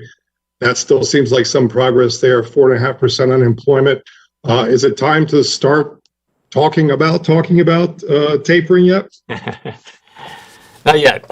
As you pointed out, we've said that we would continue asset purchases at this pace until we see substantial further progress. And that's actual progress, not forecast progress. And that's a difference from our past approach. And what we mean by that is pretty straightforward. It is we'll want to see that the labor markets have moved, labor market conditions have moved, have made substantial progress toward maximum employment, and inflation has made substantial progress toward the 2% goal. That's what we're going to want to see. Now, that obviously includes an element of judgment. And when we see, we'll be carefully looking ahead. We also understand that we will want to provide as much advance notice of any potential taper as possible. So when we see that we're on track, when we see actual data coming in that suggests that we're on track to perhaps achieve substantial further progress, then we'll say so. And we'll say so well in advance of any decision to actually taper. If I could follow up on that, the shift in the dots, why wouldn't that suggest a weakening of the commitment here? An awful lot of people shifted into 2022, it seems. I don't see that at all. We have a range of perspectives on the committee. I welcome that, and we debate things, we discuss things, and we always come together around a solution. But the strong bulk of the committee is not showing a rate increase during this forecast period. And as data improve, as the outlook improves very significantly since the December meeting, you would expect forecasts to move up. It's probably not a surprise that some people would bring in their estimate of the appropriate time for liftoff. Nonetheless, the bulk of the committee, the largest part by far of the committee, doesn't show a rate increase during this period.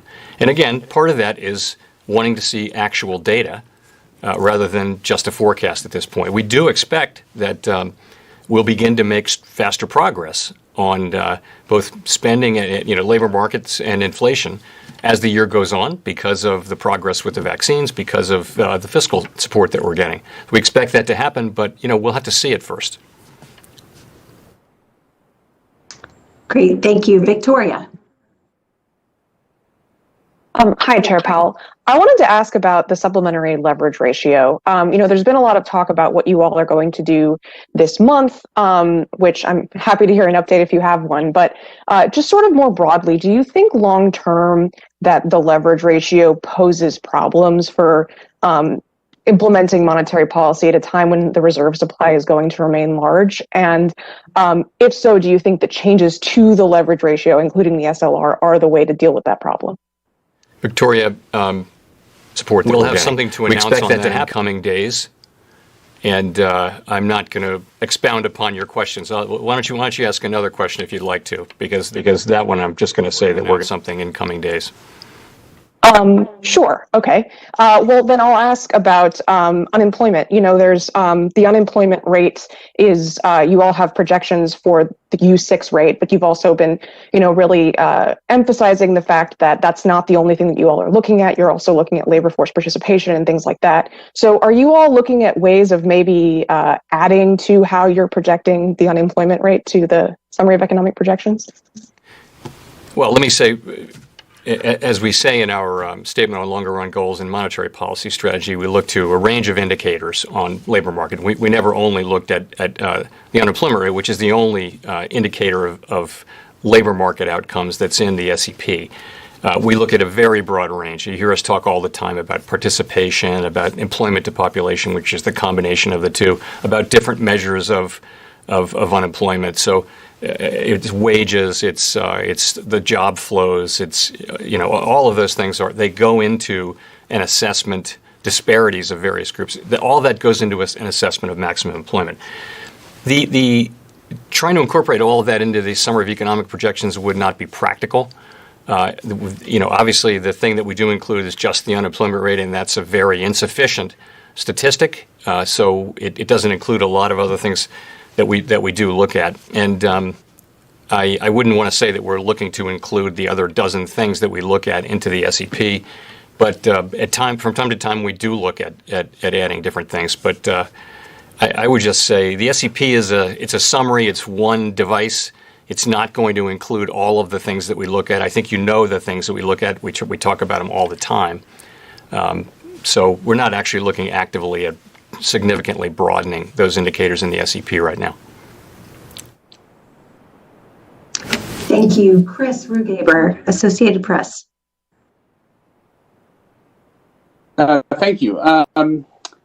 Chair Powell, I wanted to ask about the forecast overall. You're forecasting a very low unemployment rate next year, and in 2023, you have inflation, or the Fed overall is in the SEP forecasting inflation at or above 2% by 2023.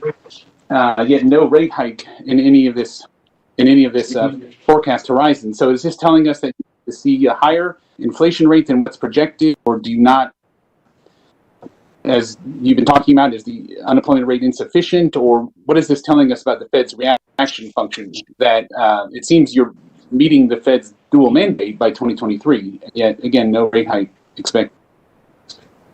So I guess the first thing to say is that the SEP is not a committee forecast. It's not something we sit around and debate and discuss and approve and say this represents our reaction function as a committee. It's a compilation of projections from different people, and since we don't debate it or discuss it, it would be hard for me to say exactly why each participant did what they were going to do.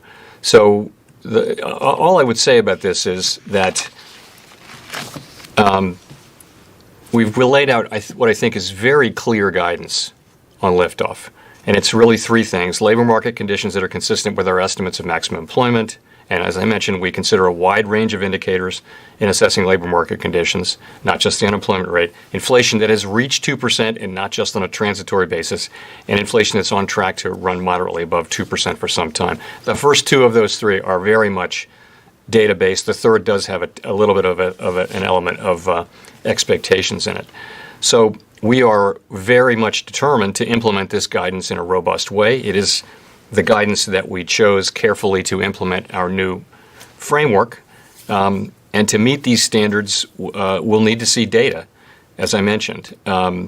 So what does this SEP really say? It says that we're committed to our framework and to the guidance we've provided to implement that framework.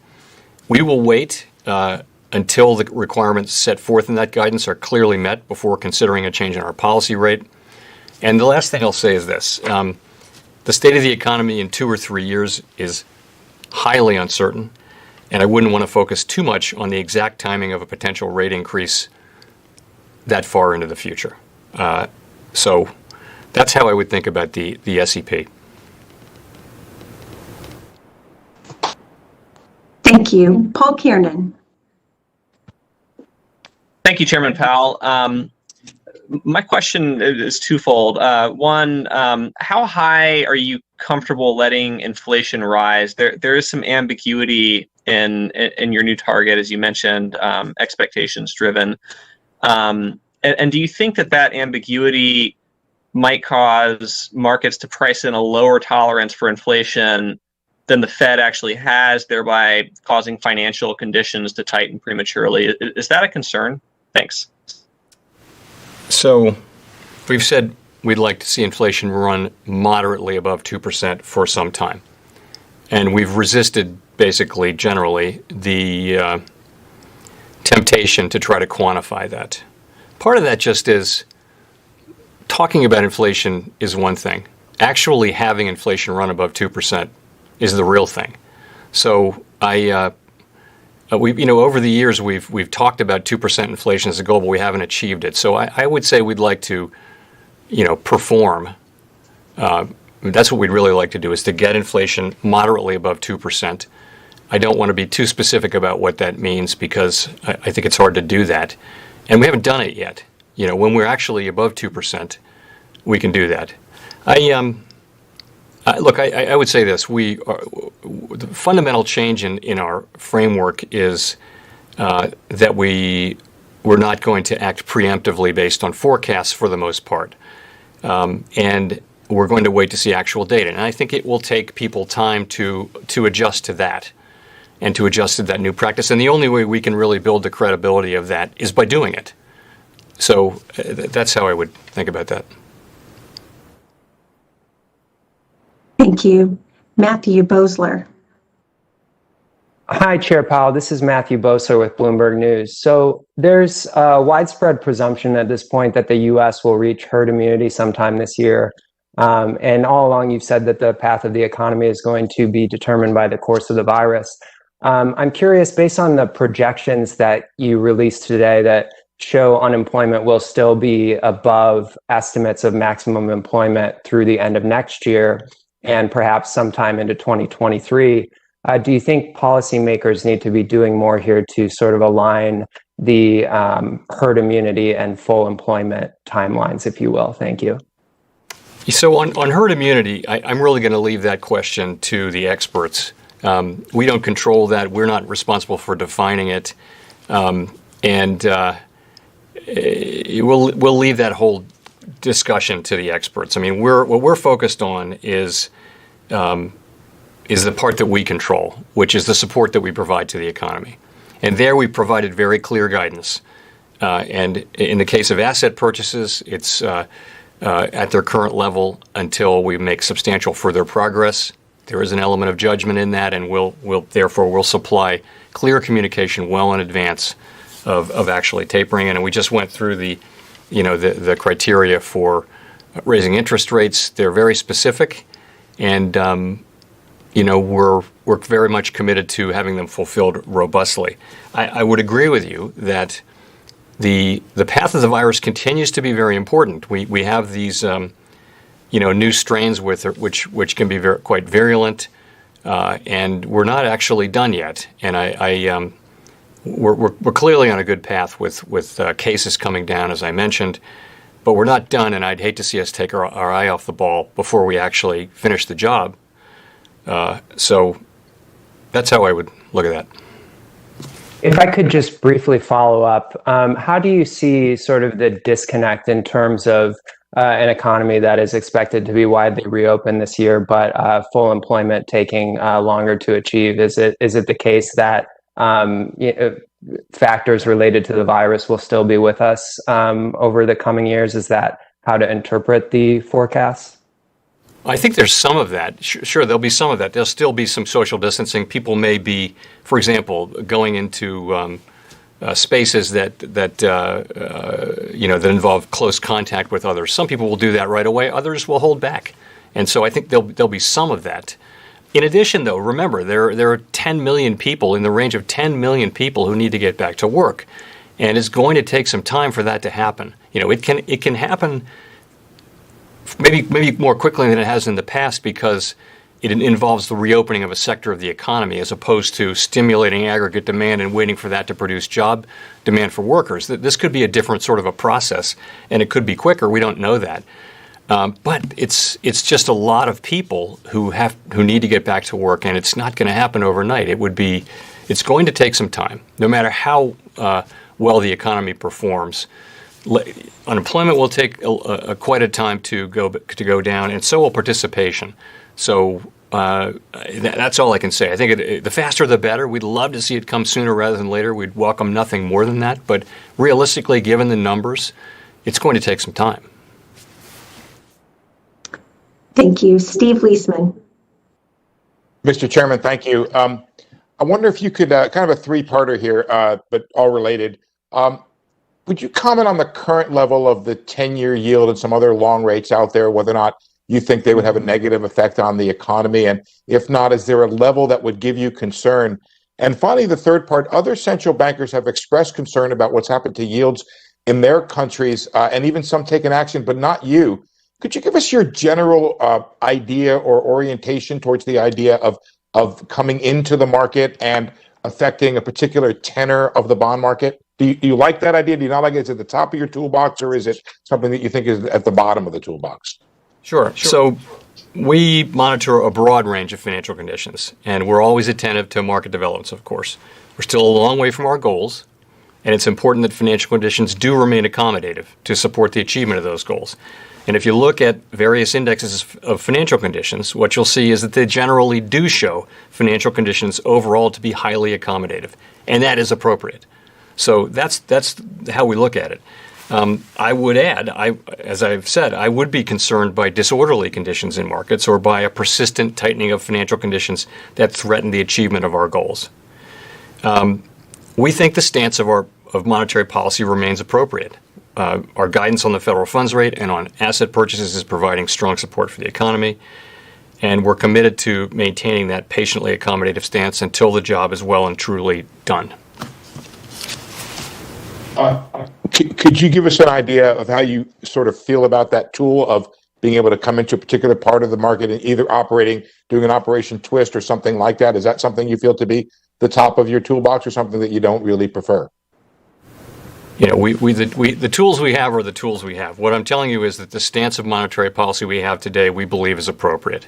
We think that our asset purchases in their current form, which is to say, you know, across the curve, $80 billion in treasuries, $40 billion in mortgage-backed securities on net, we think that that's the right place for our asset purchases. Now, we can change them, of course, in a number of different dimensions, should we deem that that's appropriate. But for now, we think that our policy stance on that is appropriate. Thank you. Rachel Siegel. Hi, Chair Powell. Thanks very much for taking my question. You've spoken about the pandemic's disproportionate toll on Black Americans, Hispanic Americans, Asian Americans, and other groups in the labor market. And I'm curious if you can speak to specific indicators that the Fed will be using to measure job gains for groups that have persistently higher rates of unemployment compared to white Americans. And relatedly, since you've described vaccines as key to the economic recovery, is the Fed concerned about lower vaccination rates in communities of color, and what barriers do you think exist there? Thanks very much. So which measures? So we do monitor and communicate very regularly about different labor market disparities in the labor market, let's say. So the African American unemployment rate is substantially elevated, and so is the Hispanic unemployment rate. So we look at those and we see those as, you know, it's slack in the labor market. It's sad to see, because those disparities had really come down to record lows since we started keeping the data that way. As recently as a year ago, February of last year, we had those disparities quite low. What happens in a downturn, though, is they move up at twice the speed of white unemployment. So we monitor those things. Our tools, of course, affect unemployment generally, but we're going to look at those as a form of slack in the labor market and hope that that there's progress there. And this particular downturn, of course, was just a direct hit on on a part of the economy that employs many minorities and lower paid workers. The public-facing workers in the service industries, in many cases, don't have a lot of financial assets. They're not tremendously well paid. They might have other jobs and things like that. So this was a direct hit on that part of the economy, and it's the slowest part of the economy to recover. So, we'd like to see those people continue to get supported, as the broader economy recovers, which is very much doing now.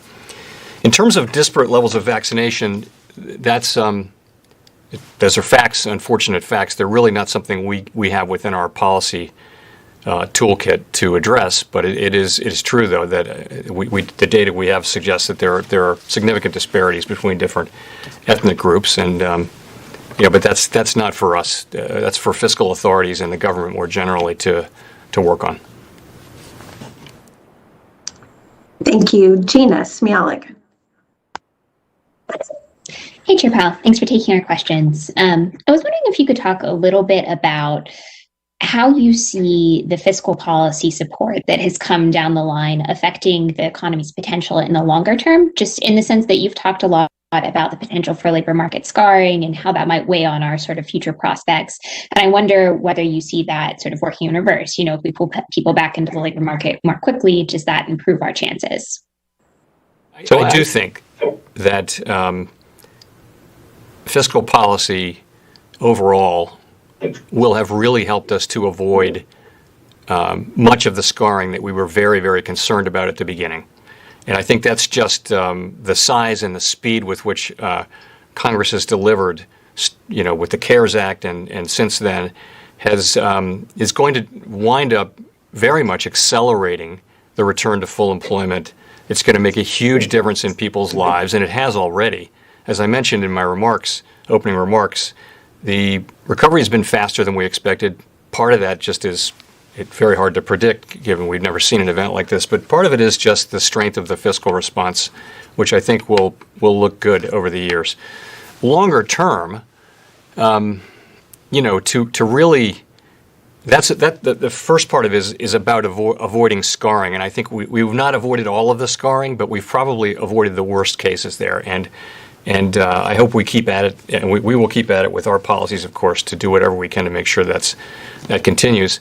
Longer term, though, what it takes to drive productive capacity per capita or per hour worked to raise living standards over time is investment in people's skills and aptitudes, investment in plant and equipment, investment in software. It takes a lot of investment to support a more productive economy and raise living standards. And that's, that hasn't been the principal focus with these measures, our measures certainly, and we don't have those tools. But what Congress has been doing has mainly been replacing lost income and beginning to, support people as the economy returns to normal. But there should be a longer term focus, I think, would be healthy on the investment front.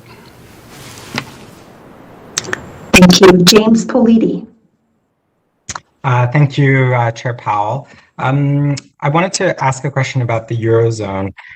While the outlook for the U.S. economy has much improved, progress in the Eurozone has been far less encouraging, and it's showing signs of serious weakness due to the slower vaccination rollout and renewed lockdowns and restrictions. How worried are you about transatlantic economic divergence and the possibility that trouble in the Eurozone and weakness in the Eurozone could drag down the U.S. recovery, as it did in a way in the aftermath of the financial crisis? You're right. The pace of the recovery is we're having diverging recoveries here, as we did after the last crisis, and in this case, as well as the other one, the U.S.'s recovery is leading the global recovery, and we conduct policy, of course, here. Our focus is on our objectives are domestic ones. It's maximum employment and price stability here in the United States. We monitor developments abroad, and we know that because we know that those can affect our outcomes. So I think U.S. demand, very strong U.S. demand, if as the economy improves, is going to support global activity as well over time. that'll be through imports, and when the U.S. economy is strong, that strength tends to support global activity as well. So that's one thing. I don't worry in the near term. I'd love to see Europe growing faster. I'd love to see the vaccine rollout going more smoothly. But I don't worry too much about us in the near term because we're on a very good track. Very strong fiscal support coming. Now vaccination going quickly, and cases coming down. I think we're in a good place. It's all ahead of us, but the data should get stronger fairly quickly here and remain strong for some time here. Thank you. Hannah Lang. Hi, thanks so much for taking our questions. I wanted to ask if the Fed is planning on extending the same restrictions on bank dividends and share repurchases that are currently in place into the second quarter, and if you're considering at all the scenario analysis and mid-cycle stress tests that were in place last year, this year, and kind of what would make you consider doing something like that again. So we haven't made a decision on that. We're a couple weeks away from announcing that decision, and I won't foreshadow it here today.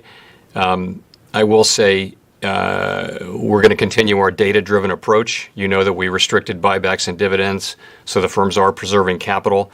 Through 2020, the banks actually increased their level of capital and their level of reserves.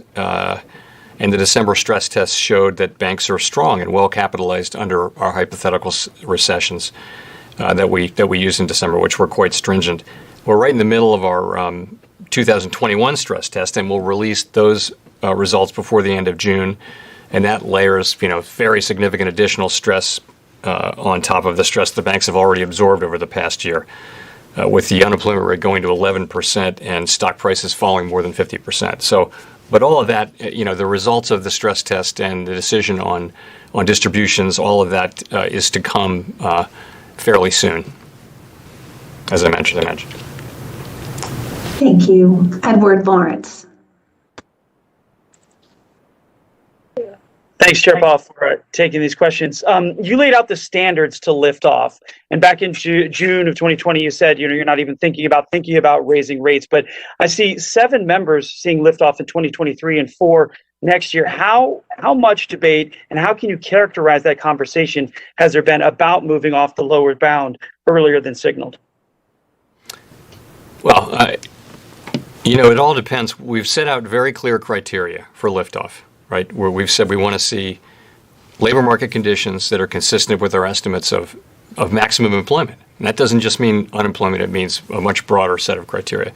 We want inflation at 2% and not on a transitory basis, and we want inflation on track to run moderately above 2% for some. Those are the 3 conditions. Everybody on the committee agrees to that, right?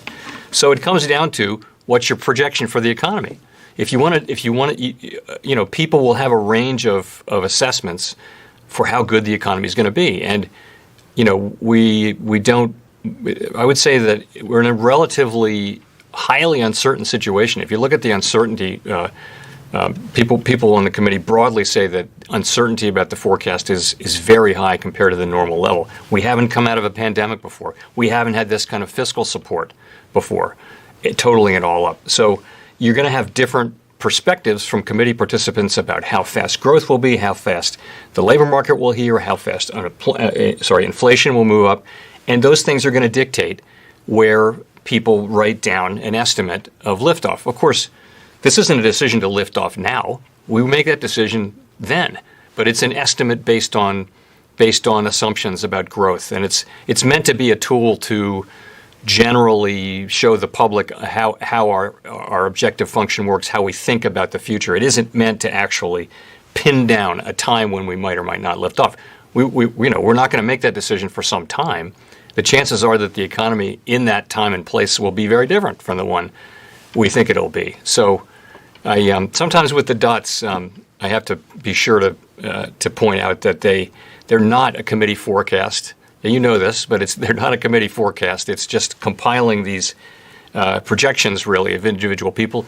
We think it serves a useful purpose. It's not meant to to actually be a promise or even a prediction of when the committee will act. That will be very much dependent on economic outcomes, which are highly uncertain.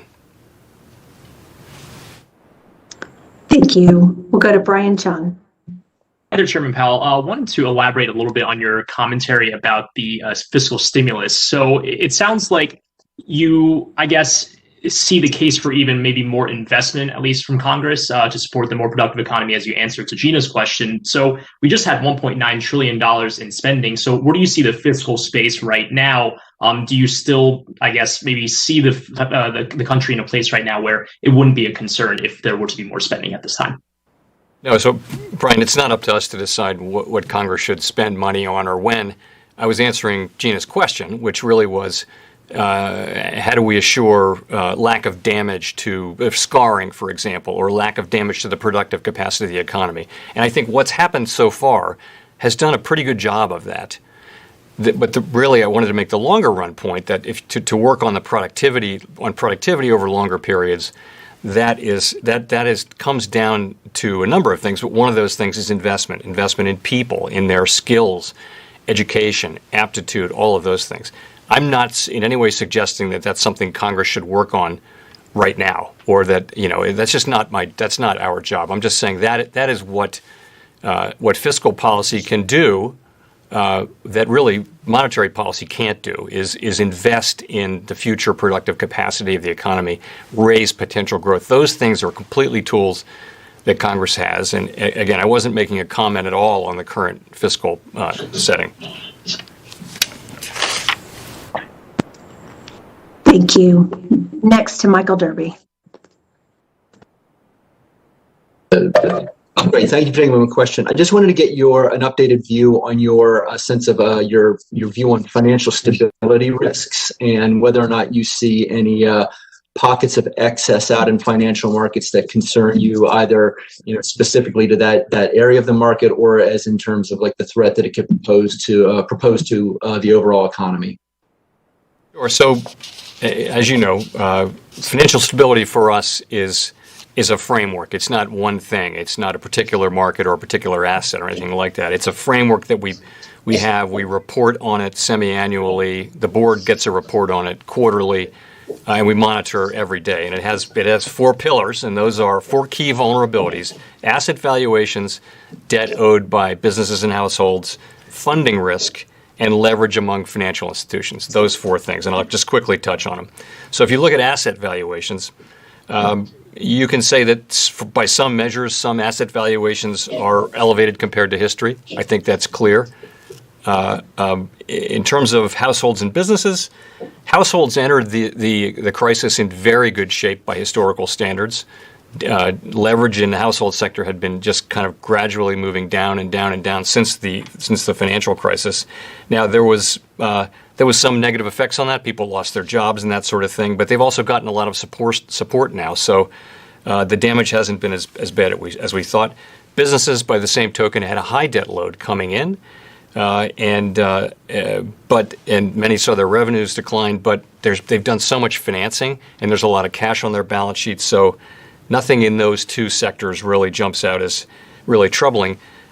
Short-term, I mentioned funding risk as the last one. So we saw again in this crisis breakdowns in parts of the short-term funding markets. Came under a tremendous amount of stress, and they've been quiet since the spring. And we shut down our facilities and all that. But we don't feel like we can let the moment pass without just saying again that some aspects of the short-term funding markets and more broadly non-bank financial intermediation didn't hold up so well under great stress, under tremendous stress, and we need to go back and look at that. So a very high priority for us as regulators and supervisors is going to be to go back, and this will involve all the other regulatory agencies. It does involve all of them as well, and see if we can strengthen those things.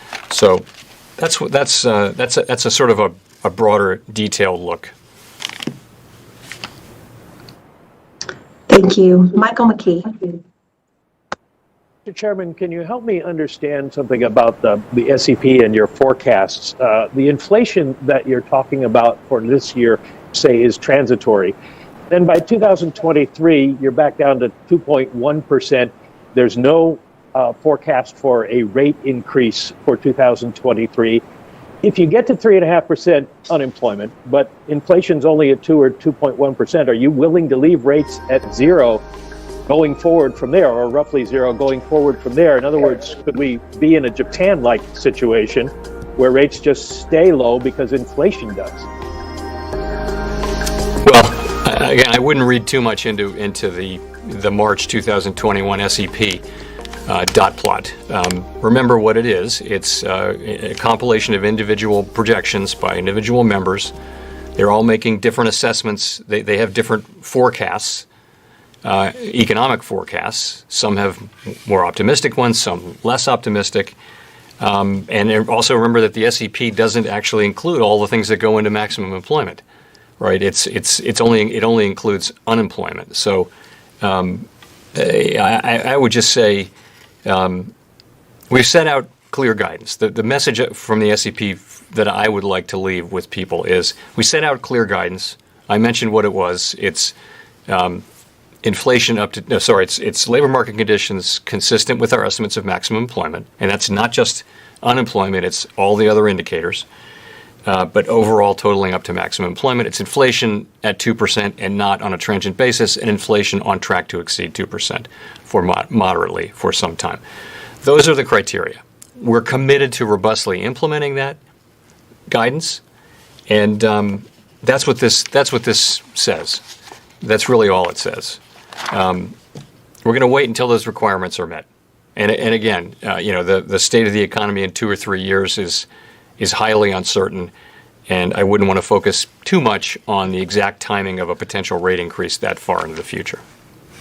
If I could follow up, I'm just wondering, before 2019, shall we say, you were focused on the problems with having interest rates too low. Now, are you saying we're willing to live with it until we reach these goals, even if you reach your goal on maximum employment? So what I would say is we're committed to giving the economy the support that it needs to return as quickly as possible to a state of maximum employment and price stability. And, to the extent having rates low and support for monetary policy broadly, to the extent that raises other questions, we think it's absolutely essential to maintain the strength and stability of the broader financial system, and to carefully monitor financial stability questions, if that's what you're getting at. We do that. We monitor them very carefully. I would point out that over the long expansion, longest in U.S. history, 10 years and 8 months, rates were very low they were at zero for 7 years, and then never got above 2.4% roughly. During that, we didn't see actually excess buildup of debt. We didn't see asset prices form into bubbles that would threaten the progress of the economy. We didn't see we didn't see a housing bubble. The things that have tended to really hurt an economy and have in recent history hurt the U.S. We didn't see them build up despite very low rates. Part of that just is that you're in a low rate environment. You're in a much lower rate environment, and the connection between low rates and the kind of financial instability issues is just not as tight as people think it is. That's not to say we ignore it. We don't ignore it. We watch it very carefully, and we think there is a connection. I would say there is, but it's not quite so clear. We actually monitor financial conditions very, very broadly and carefully, and we didn't do that before the global financial crisis 12 years ago. Now we do, and we've also, put a lot of time and effort into strengthening the large financial institutions that form the core of our financial system are much stronger, much more resilient. That's true of the banks. I think it's true of the CCPs. We want it to be true of other non-bank financial intermediation markets and institutions. So I think that's monetary policy should be, to me, provide for achieving our macroeconomic aims. Financial regulatory policy and supervision should be for strengthening the financial system so that it is strong and robust and can withstand the kinds of things that it couldn't, frankly. And we learned that in 2008, 9, 10. This time around, the regulated part of the financial system held up very well. We found some other areas that need strengthening, and that's what we're working on now. Thank you. Anakin, CNN. Thanks for taking my question. Chairman Powell, could you talk to us a little bit about the relationship between the persistent pandemic unemployment and the expected increase in inflation? Does the former offset the latter to some degree? I'm sorry, could you repeat that? You broke up there for a second. Oh, no. I was hoping that wouldn't happen. Can you hear me now? Yes, yeah. Okay, great. I was asking if you could talk to us a little bit about the relationship between the persistent pandemic unemployment and the expected increase in inflation. I'm wondering whether the former offsets the latter and to which degree you guys are monitoring this. You're asking about the relationship between unemployment and inflation? Is that the question? Yes, exactly. Okay. They offset each other, the persistent pandemic unemployment. Yeah, I think I'm hearing you correctly. So I would say a couple things. There was a time when there was a tight connection between unemployment and inflation. That time is long gone. We had extremely low unemployment, not extremely low. We had low unemployment in 2018 and 19 and the beginning of 20 without having troubling inflation at all. We were at 3.5%. We were bouncing around with unemployment 3.5% to 4%. And it wasn't just unemployment. Participation was high. Wages were moving up. It was a very healthy thing. And we didn't see price inflation move up. There is a relationship between wage inflation and unemployment. But that has not, what happens is that when wages move up because unemployment is low, companies have been absorbing that increase into their margins rather than raising prices. And that seems to be a feature of late cycle behavior.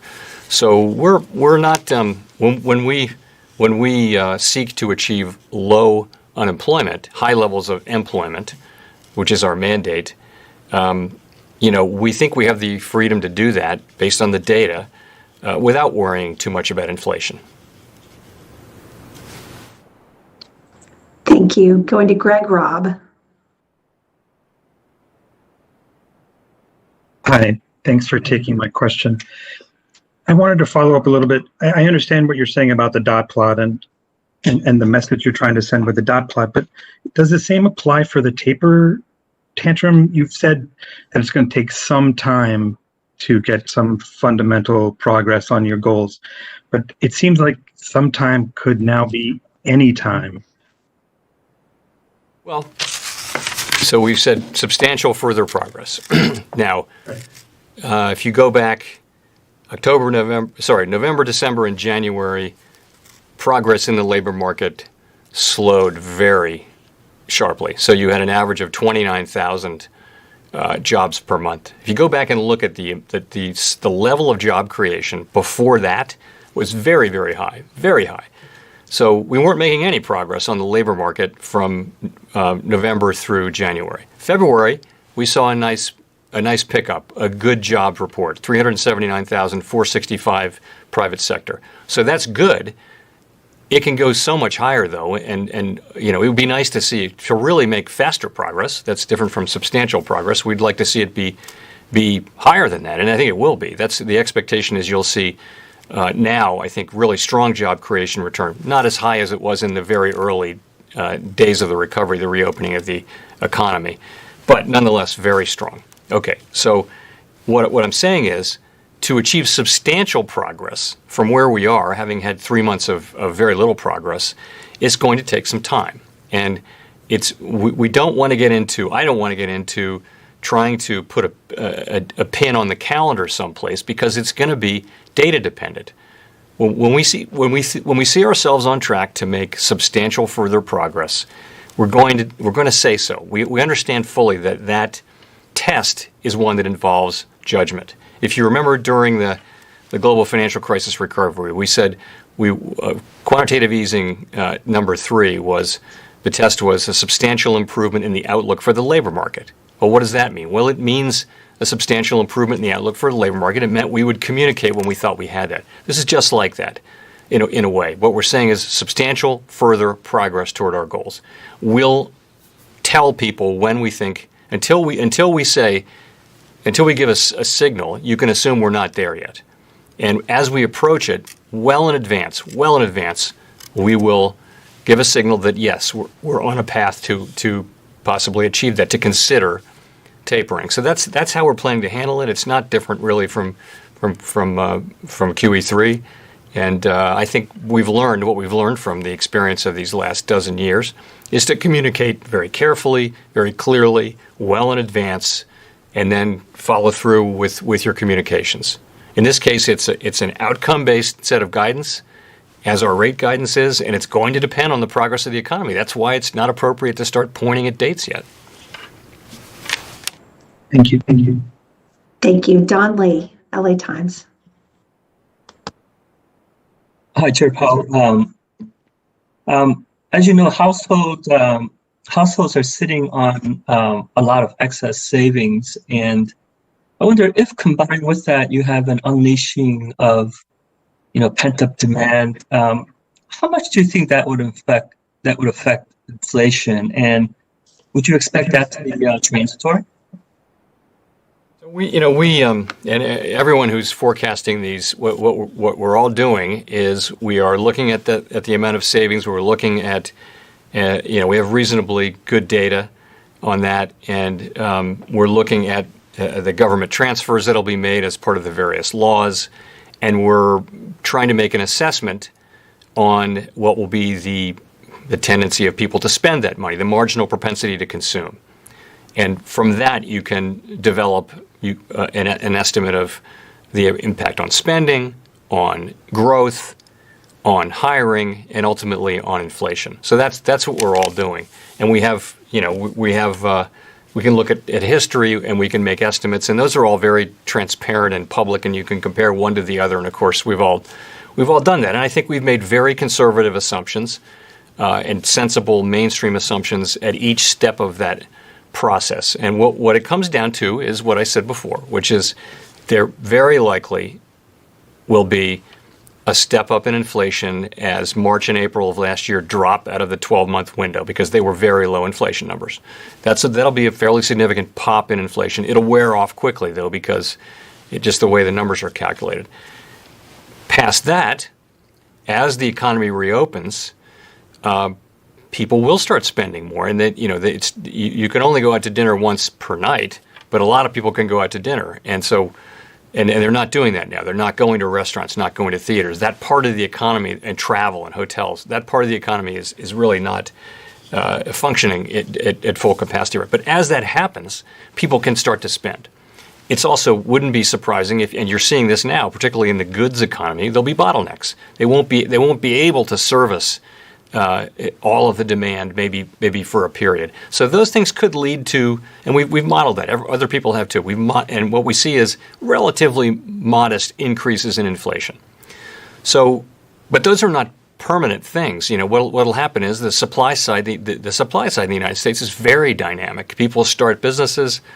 They reopen restaurants. The airlines will be flying again. All of those things will happen, and so it'll turn out to be a one-time sort of bulge in prices, but it won't change inflation going forward because inflation expectations are strongly anchored around 2%. We know that inflation dynamics do evolve over time. There was a time when inflation went up, it would stay up. And that time is not now. That hasn't been the case for some decades, and we think we won't suddenly change to another regime. These things tend to change over time, and they tend to change when the central bank doesn't understand that having inflation expectations anchored at 2% is the key to it all. Having them anchored at 2% is what gives us the ability to push hard when the economy is really weak. If we saw inflation expectations moving materially above 2%, of course we would conduct policy in a way that would would make sure that that didn't happen. We're committed to having inflation expectations anchored at 2%, not materially above or below 2%. So that's, I think if you look at the savings, look at all of that, model it, that's kind of what comes out of our assessment. There are different possibilities. I think it's a relatively unusual, very unusual situation to have all these savings and this amount of fiscal support and monetary policy support. Nonetheless, that is our most likely case. And as the data come in and the economy performs, we'll of course adjust. Our outcome-based guidance will immediately adapt, we think, to meet whatever the actual path of the economy is. Thank you. We'll go to Scott Horsley for the last question. Thanks, Chairman Powell. My question is about those supply chain bottlenecks, especially on the goods side. Are they getting better or are they getting worse? We saw they were sort of a drag on the industrial production numbers that came out yesterday. And what do you expect them to do to prices just in the short run? To say, I think it's impossible to say, frankly, with any confidence, but I would expect, it's very possible, let's put it that way, that you will see bottlenecks emerge and then clear over time, and you'll probably see that over a period of time because, really the strong data are ahead of us. Right now that the checks are going out just now, and that'll add to spending. COVID cases are coming down. Vaccination is moving now quickly. The really strong economic data is coming. It should be coming, assuming we stay on this track. And that's when you'll really know where the bottlenecks are. But you can see, though, that these are not permanent. It's not like the supply side will be unable to adapt to these things. The market will clear. It just may take some time. And some of the answer to that may be price. In many cases, it won't be price. You'll see that people are reluctant to raise prices. It's a little bit the story about, the wage Phillips curve does show that as unemployment goes down, wages move up. But companies choose not to try to pass that price increase along to their customers. So you'll see a lot of that here too, I think. Anyway, we'll see. But that's my basic sense. Thank you very much. Thank you.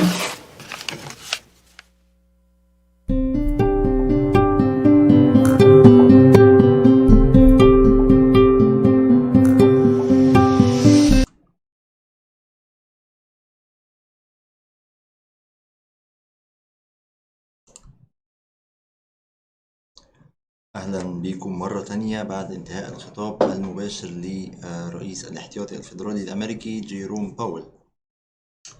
طيب سريعا عايزين نلخص أهم ما تم ذكره في هذا الخطاب، نقط كده مهمة عايزين نتكلم عليها. أولا الفائدة، تم تثبيت الفائدة حول المستويات الصفرية، بنتكلم على مستويات 0 و25 نقطة أساس بخصوص الفائدة. تم تثبيت برنامج شراء الأصول حول نفس المستويات وهي 120 مليار دولار شهريا. بخصوص الفيروس قال إن هو بصورة كبيرة في تحسن. لما تم سؤاله عن فكرة الهيرد immunity أو فكرة المناعة اللي هي تبقى عند الناس كلها من فيروس كورونا، هل سيتم الوصول لها خلال هذا العام؟ طبعا بيتكلم على السؤال كان بخصوص الولايات المتحدة الأمريكية. رد ببساطة إن الموضوع ده مش أنا اللي أقدر أرد عليه، نترك الأمر للمتخصصين، ولكن هو قال إن برنامج اللقاح أو برنامج طرح اللقاحات في الولايات المتحدة الأمريكية جدا إيجابي، وإن استمرار الإيجابية في اللقاحات في الولايات المتحدة الأمريكية هيكون إيجابي على الاقتصاد اللي بيتوقع التعافي الاقتصادي يكون أسرع من المتوقع. بدأنا نشوف ارتفاع. اتكلمنا في بداية اللايف على التوقعات للناتج المحلي الإجمالي لهذا العام. كانت التوقعات السابقة 4.2%، تم رفع هذه التوقعات ل 6.5%. ده جدا جدا إيجابي، ولكن في تضارب بيحصل حاليا في الأسواق. منين هو قال الجي دي بي أو الناتج المحلي الإجمالي متوقع يكون 6.5%، وده أكده برضو لما قال إن التعافي الاقتصادي هيكون أسرع من المتوقع. ولكن من جانب آخر قال إن الفيد تابرينج أو تشديد السياسة النقدية لن يكون الآن، مش هنوصل لهذه المرحلة الآن.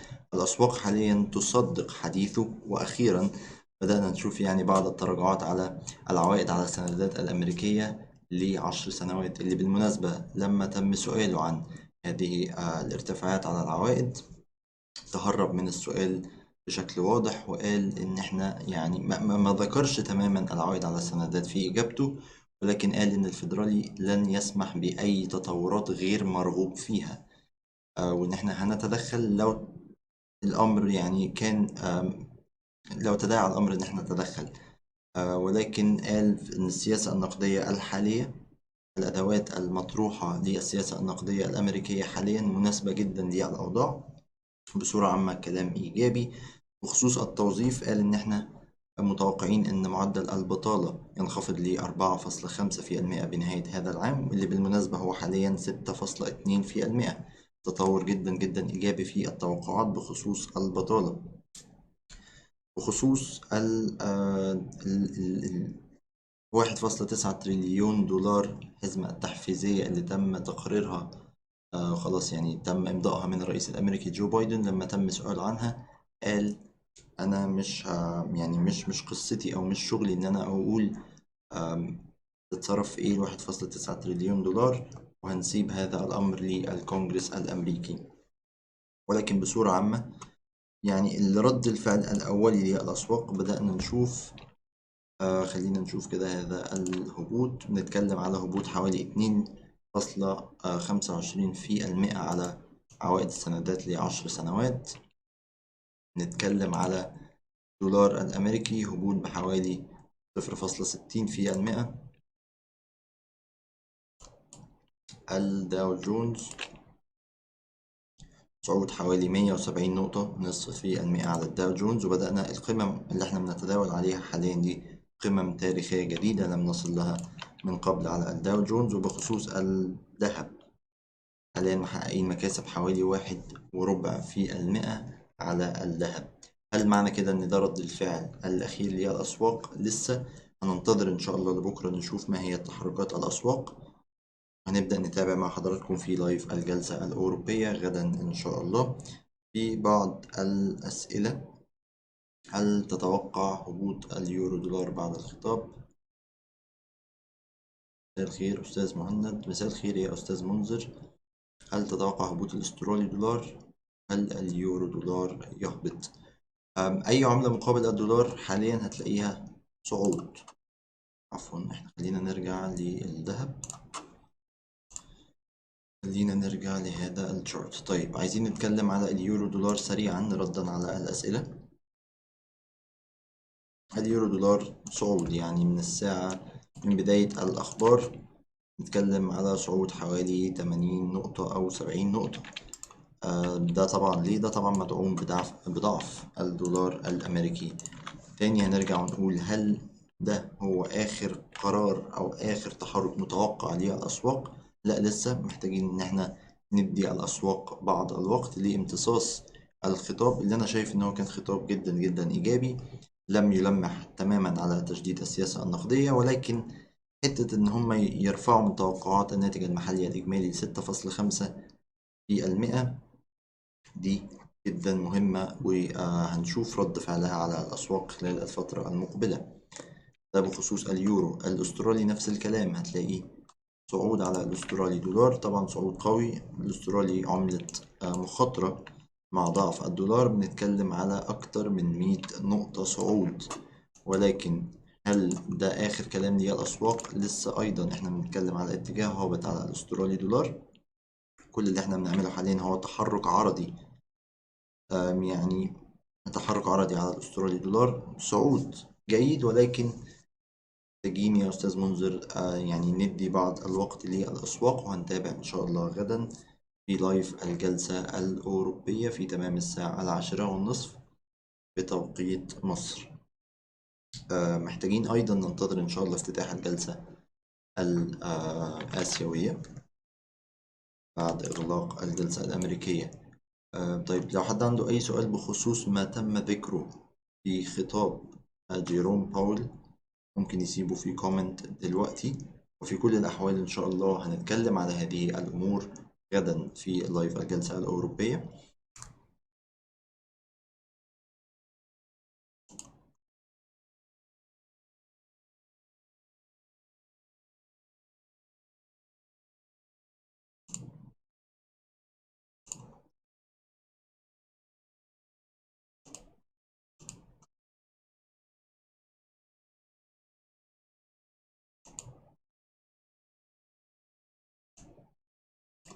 الذهب يعني بدأنا نخترق مستويات 1740،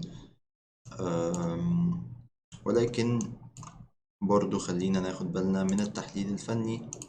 التحليل الفني بيقول إن القمة اللي تم تكوينها على الذهب أو بيتم تكوينها حاليا مش بأحزن زخم، لسه منتظرين، لأن وارد جدا كل التحركات اللي تمت فيها الأسواق حاليا يتم يعني حدوث عكسها تماما في الجلسة الآسيوية. النفط تمام.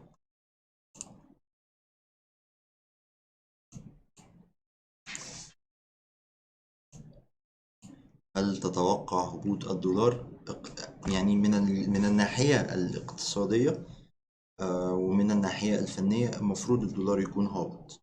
ليه؟ ببساطة لأن احنا في اتجاه هابط من فترة طويلة، يعني من على الفريم اليومي من أول ما بدأنا إجراءات التحفيز وإجراءات السياسة النقدية التسهيلية على بعد جائحة فيروس كورونا. كنا بنتكلم في شهر 3 من العام الماضي، زي الأيام دي تقريبا من عام. كل ده اتجاه هابط. اللي احنا عاملينه حاليا ما هو إلا تصحيح على الدولار الأمريكي. من المفترض إن هو يعني يتم إنهاء هذا التصحيح لأسفل ونستكمل الهبوط. ده تحليل فني.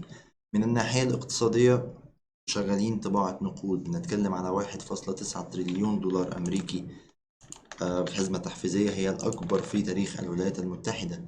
ده طبعا بيضعف من قيمة العملة. كل هذه الأمور تدعم هبوط الدولار، ولكن الفكرة في إيه؟ الفكرة في الفيد تابرنج أو تجديد السياسة النقدية.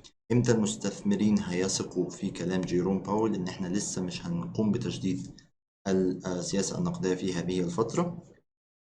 هل ممكن نشوف إن هو خلاص الأسواق قامت بتصديق هذا الحديث بهذا الهبوط، أم ممكن نرى تاني من بكرة صعود على الدولار الأمريكي زي الصعود خلال الفترة المقبلة اللي كان كله مدعوم بمخاوف من ارتفاع التضخم في الفترة المقبلة؟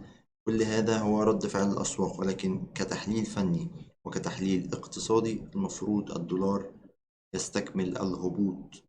ولكن في الأول وفي الآخر هي مشاعر مستثمرين في الشراء والبيع. هننتظر تأكيدات فنية وتأكيدات إن شاء الله يعني تحصل، بس بعد الحركة إحنا نتابع ماذا قد يحدث على الدولار الأمريكي، ولكن المفترض إن هو يكون هابط لكل الأسباب. خلينا ناخد نظرة على العوائد على السندات ل10 سنوات.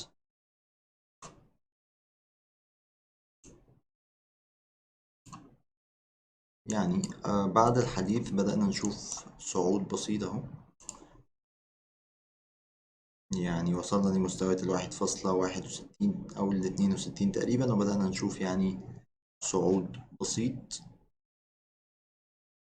تشديد السياسة النقدية معناه تخفيض الفائدة؟ لا، العكس. تشديد السياسة النقدية معناه رفع الفائدة. التخفيف الفائدة هو تسهيل السياسة النقدية أو تحفيز، إن إحنا مش عايزين الناس تحط فلوسها في البنوك، إحنا هنخفض الفايدة على أساس يعني ده الأموال دي تدخل في الاقتصاد وتنعش الاقتصاد. دي السياسة التحفيزية. ده طبعا حدثت من أول فيروس كورونا. بنتكلم دلوقتي على نسب فائدة حول المستويات الصفرية. ولكن بعد هذه الأمور بنبدأ ما نسأل سؤال، طب خلاص الفايدة خفضناها، بدأنا نشوف طباعة للنقود لدعم الاقتصاد مقابل فيروس كورونا. امتى هنبدأ نرفع واحدة واحدة في الفائدة؟ طبعا ده مش هيحصل النهاردة، مش هيحصل هذا العام، مش هيحصل بصورة كبيرة خلال العام المقبل 2022، ولو حدث ممكن نشوف رفع واحد للفائدة مرة واحدة. ولكن الأسواق بتبدأ تسأل طب ماذا أو متى سيحدث هذا التحرك وهذه الإجراءات، وهي تجديد السياسة النقدية معناها رفع الفائدة. وتخفيف من برامج شراء الأصول، هو ده تشديد السياسة النقدية. ده كده أعتقد كل اللي احنا محتاجين نتكلم عليه النهاردة. يعني كانت جلسة لطيفة جدا، بث مباشر ممتع جدا، استمتعت بكل التفاعل وبكل الأسئلة. شكرا جدا جدا لمتابعتكم. لو في أي حد عنده أي أسئلة أخرى ممكن يسيبها في كومنت دلوقتي، أو ممكن بكرة إن شاء الله يتابعنا في البث المباشر اليومي اللي بيكون الساعة 10:30 صباحا بتوقيت مصر لتحليل الجلسة الأوروبية. هنسيب الأسواق تاخد تحركاتها حاليا، وهنرجع إن شاء الله صباحا بعد الجلسة الآسيوية وفي بداية الجلسة الأوروبية لتحليل الأسواق إن شاء الله. مرة أخرى كان معكم مهند ياقوت، مدير قسم أبحاث السوق بشركة CJC ماركتس. نلتقي غدا إن شاء الله، والسلام عليكم ورحمة الله وبركاته. CJC ماركتس هي مؤسسة مالية عالمية تم منحها ترخيصا كجهة إصدار للمشتقات المالية صادرا عن هيئة الأسواق المالية النيوزيلندية. CJC ماركتس لديها مجموعة واسعة من منتجات التداول، وتقدم أحدث منصة تداول، كما تقدم فريق خدمة عملاء احترافي متعدد اللغات. CJC ماركتس تقدم تنفيذ فائق السرعة وفروق أسعار تنافسية ومنخفضة. CJC ماركتس، تداول ذكي، حياة ذكية.